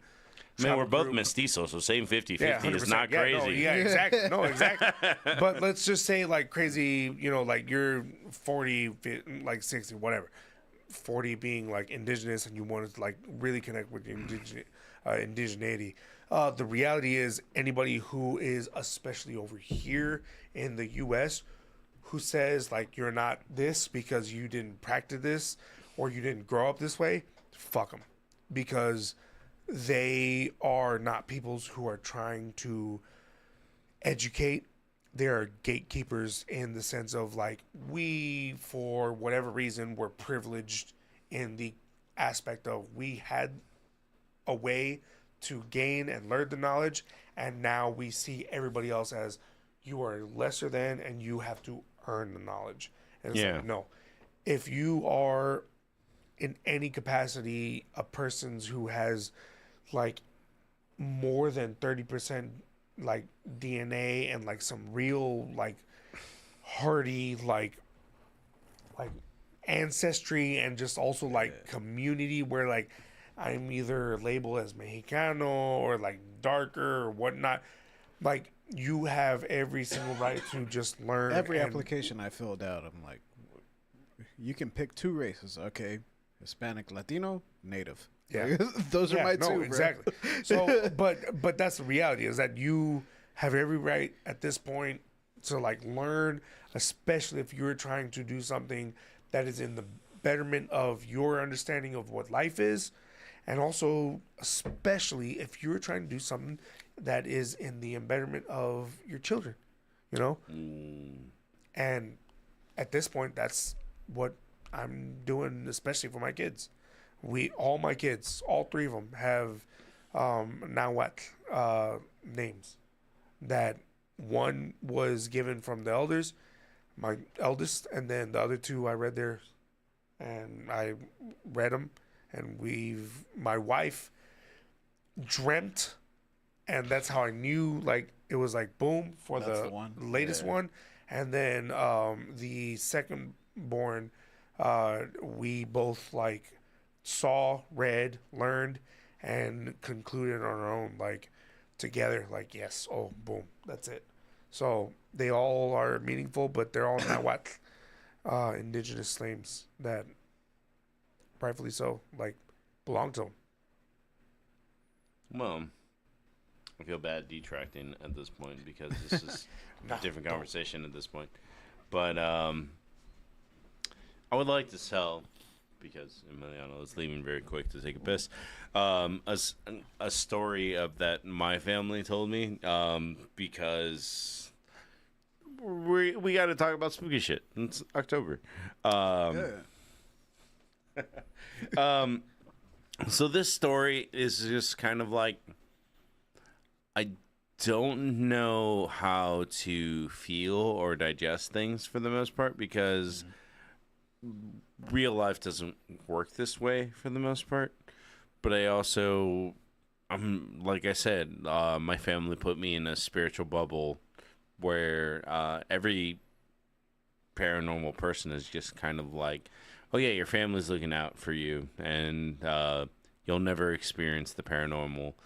Whereas just kind of like, I mean, even you and me and the life that we've had and other witches that have been in our life are always kind of like, oh, hey, JJ, there's a ghost protecting you, kind of thing. Yeah.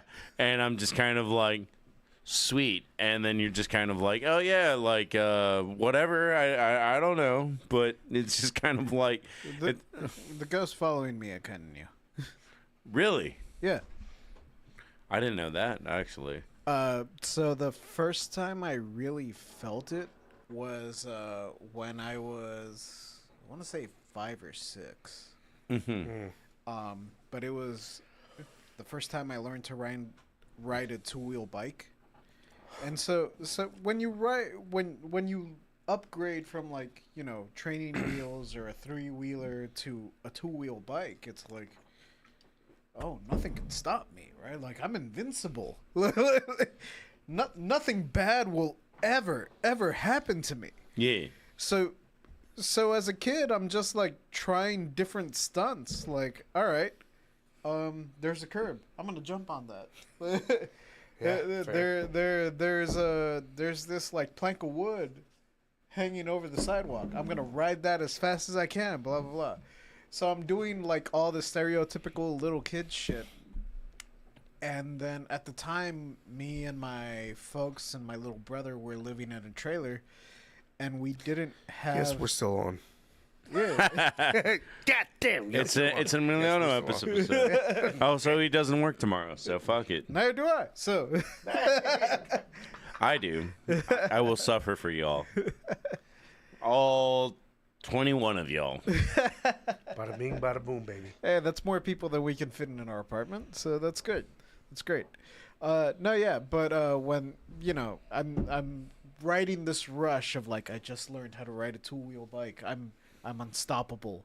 So I'm doing everything I can in the 2-wheel bike, and me and my folks and my brother at the time lived in a trailer, and, you know, trailers are usually elevated, right? A tiny bit, and there's usually like either a stairway or, you know, like kind of like a deck. Oh, yeah. We had a stairway at the time. It wasn't a huge stairway. It was like, you know, 3-4 steps. But I was like, I can ride down those stairs. I could totally ride down those stairs. Nothing bad's gonna happen to me. So I rode down those stairs, and by like step 2, I was like, oh, I'm gonna go over. Like, I'm gonna fall on my face and bust my nose and my teeth. Yeah. They were still baby teeth, right? But I was like, I'm going to bleed from this. But on that second step, as I felt myself like kind of tilting forward, I also felt like a hand pushing down on my back tire. Like, I felt like when my dad was trying to teach me to ride, holding me up. I felt that force. I didn't know what it was. I couldn't tell what it was. But it's whatever ghost is following me now, whichever ancestor I got, whatever my stand power is. Nah, man. I mean, so, you know, yeah. I think one of the scariest, and I wouldn't say scariest, but it was just like, On certain like weird moments. so Hellhound. Yeah. We know about the Hellhound. So Yeah. in front of, and it's an interesting thing now, because it's in front of the room where now we like live in the family house that I grew up in. But it was a moment, and I I say hellhound just because it's like other people have described it as hellhound. I don't think it was hellhound. It's a dog with fiery eyes. That's a hellhound. I guess. You tell me what you saw. Well, okay. So, point being, I remember blatantly one day, 8 years or 8th grade, I was leaving the house to go to school, and for anybody who lives in Austin, I live in the East Side, 10th Street area, and I went to Keeling Middle School, so not far. But in front of our house, walked past our normal kind of garden area, and turned right, just to get to the car. Turned like right again, just to look back to where the garden would have been, that would be in front of like the room that we now live in, and like huge dog that easily. So I've also unfortunately not grown much since 8th grade. Huge growth spurt. Which one of us has? Yeah, huge growth spurt. Yeah, so I was like 5'6". I'm now 5'8", but I was 5'6" in 8th grade, and this dog was towering over me. Looked like Doberman, but just the jettest of jet black dog with red eyes. Just was like kind of in the laying down position. I met eyes with it. It jumped up and just bolted. And that was it. It was the last time I ever saw it. But that was probably the moment that I just like finalized in myself that was like, okay, I can see things that people don't. And Did no one else see a giant fucking wolf? oh, my mom walked out of the house as the dog, to me, was running around the corner. And I was like, just like, I felt like I would have been like, what they say is like turned white. I just like was like, what the fuck did I see? And my mom was just like, what's going on? And I'm just like, you didn't see the dog? Like, what are we doing? And she's just like, no, get ready. Like, get in the car. And I'm just like, okay, cool. That would be a super fucking unsettling feeling to me. Oh, it was really uncomfortable. The following year was also when, however, I like felt that there was most likely something that has happened Juneteenth-ish in our house, our family house, because every year since then, 2-3 a.m. ish, obviously like witching hour or whatever, but I think just like it's timing of when whatever did happen, you can hear things in the house very clearly, very blatantly, like running around circles, and yeah, that's a whole thing. But I kind of. I see for one story, and you've told me 5 already. I don't know. I had a similar-ish. It wasn't a dog though for me. This could be explained as like my child brain trying to process divorce, because my parents are still together. Yeah. But when my uncles got divorced, and he had already, had a kid with his wife, and he's my cousin, and I love him. But he was one of the cousins that I would see like the least out of all of them. So whenever we came to Austin, because that's where he's from, I was like, oh, we're going to see Jay. So, in my head, like my dad or my mom says, yeah, we're going to Austin in the weekend. Oh, we're going to see Jay.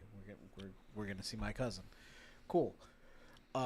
But this was after my uncle got divorced, and Jay wasn't staying with him.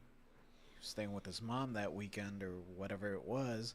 But I distinctly remember walking into the apartment and seeing what looked like my cousin, but he was wearing clothes that I had never seen him in before. Like, my cousin would always dress like in button-ups. That's the way his mom would always dress him. And he was wearing like plain t-shirt kind of thing, like just a plain white tee and khakis. And then he like disappeared. But like as soon as the door opened, I saw him, and then he like kind of evaporated into like the chimney or whatever. Like he would disappear into like the ether. And Ooh, that's a whole another series of like. I was gonna say that's. yeah, no, like my uncle caught me like looking under his sofa and stuff, and he was like, "What are you doing?" I was like, "I'm looking for Jay because I saw him. Like he was hiding around here."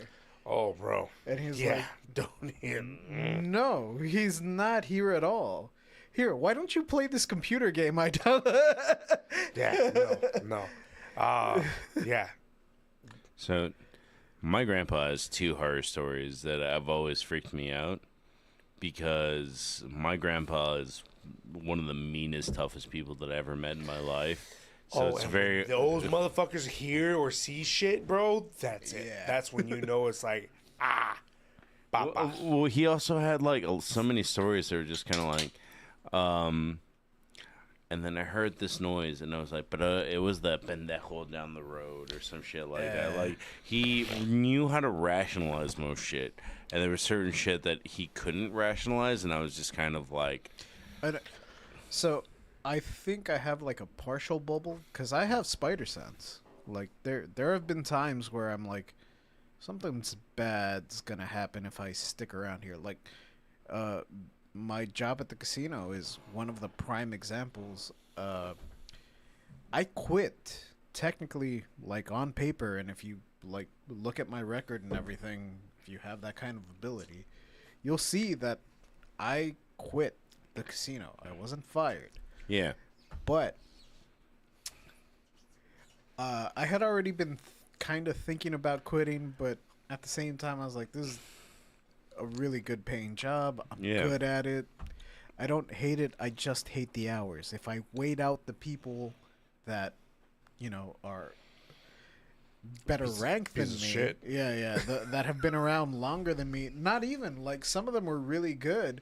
It's just like, if I wait these people out, if they find better opportunities or whatever it may be, like, I'll get the schedule that I want. Like, I just have to wait another 2-3 years.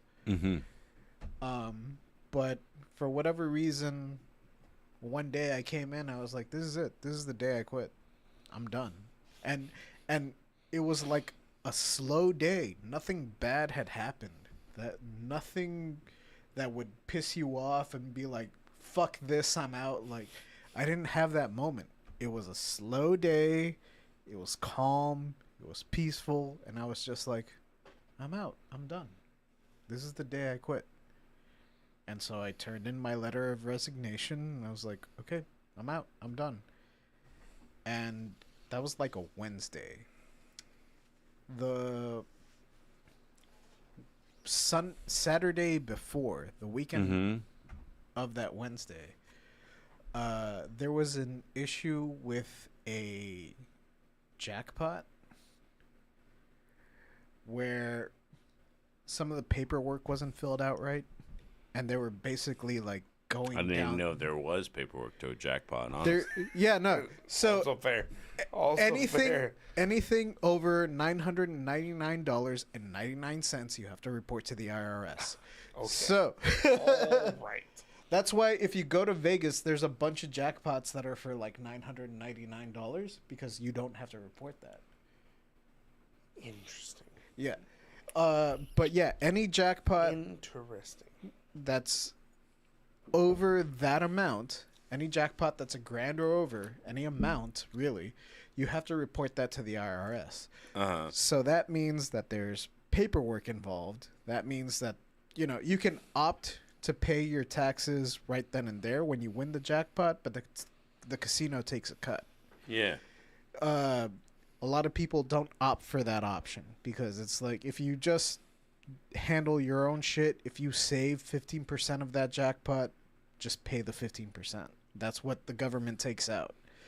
Whereas the casino is going to take 20, 25. Not worth it. Just hold on to those $500 and pay the government their due. But there was an issue where a jackpot was printed out for the wrong amount, where something in the paperwork was fudged, but the paperwork was printed out correctly. Everything looked on the up and up, so everyone down the line paid it out. Yeah. Like, this all looks legit. This is all clear. Cool. So it was paid. I was the banker that paid that. Like, ultimately it came down to me. Like, the cashier paid the jackpot. Yeah. The floor attendant printed out the tax records, gave them to the cashier. The cashier signed off on them, paid out the money, and I was the one that, when the cashier turned in her box, yeah, this all looks right. You balance out. I shouldn't have balanced her out. Like, I should have reviewed that paperwork again, and she wouldn't have balanced out. Although, like, at the same time, like, really, you paid out like 20 jackpots. I'm not reviewing each one individually. Like, but I was, my signature was on that, and they were going down the line. Fire this guy, fire this guy, fire her, fire her, fire her. I was gonna be the last one on that totem pole. But I came in that Wednesday and I was like, no, today I quit. This is it. This is my last day. And when I went back Thursday, because I turned in like my resignation letter Wednesday, and I was like, I'll give you 2 weeks notice, like, but this is it. Like, I'm out after 2 weeks. When I went in the next day, the supervisor was like, we're going to accept your resignation effective today. We're not firing you. Your resignation's effective today. Okay. Did you still get paid for the other 13 days? I did. Yeah. Yeah. Just take the money and run. Yeah. Shit. And it was just one of those things where, like, my spider sense went off that day, and I was like, this is it. This is the day I quit. Yeah. Yeah, man. I mean, and for whatever reason, like those, like, yeah, we talk about, again, just spirituality or metaphysics or whatever it is, like ancestral, like whatever you want to believe in. It's just like sometimes those feelings just kind of just run through you and say, hey, yeah, this is it. And I've definitely been there. It's Prey. It's that scene in Prey where he's like, this is the end of the line. This is where my run runs out. Yeah. Absolutely. Well, guys, I do thank you all for coming out tonight. This has been a Menos episode. Kinda. Almost a more. Mas but o almost. menos. Muscle man. Oh, God damn it. You beat me to it. Fuck. You beat me to it. Shit. But I hope you all had fun. Damn. That's good. Join us Tuesday for Commitment to Excellence, where we'll be talking about. Already, I was fucking wrong. I picked the Saints to win, but Hey, we'll take it, baby. Go Broncos. have a good night, ladies and gentlemen. Good night, everybody. Saludos. Oh.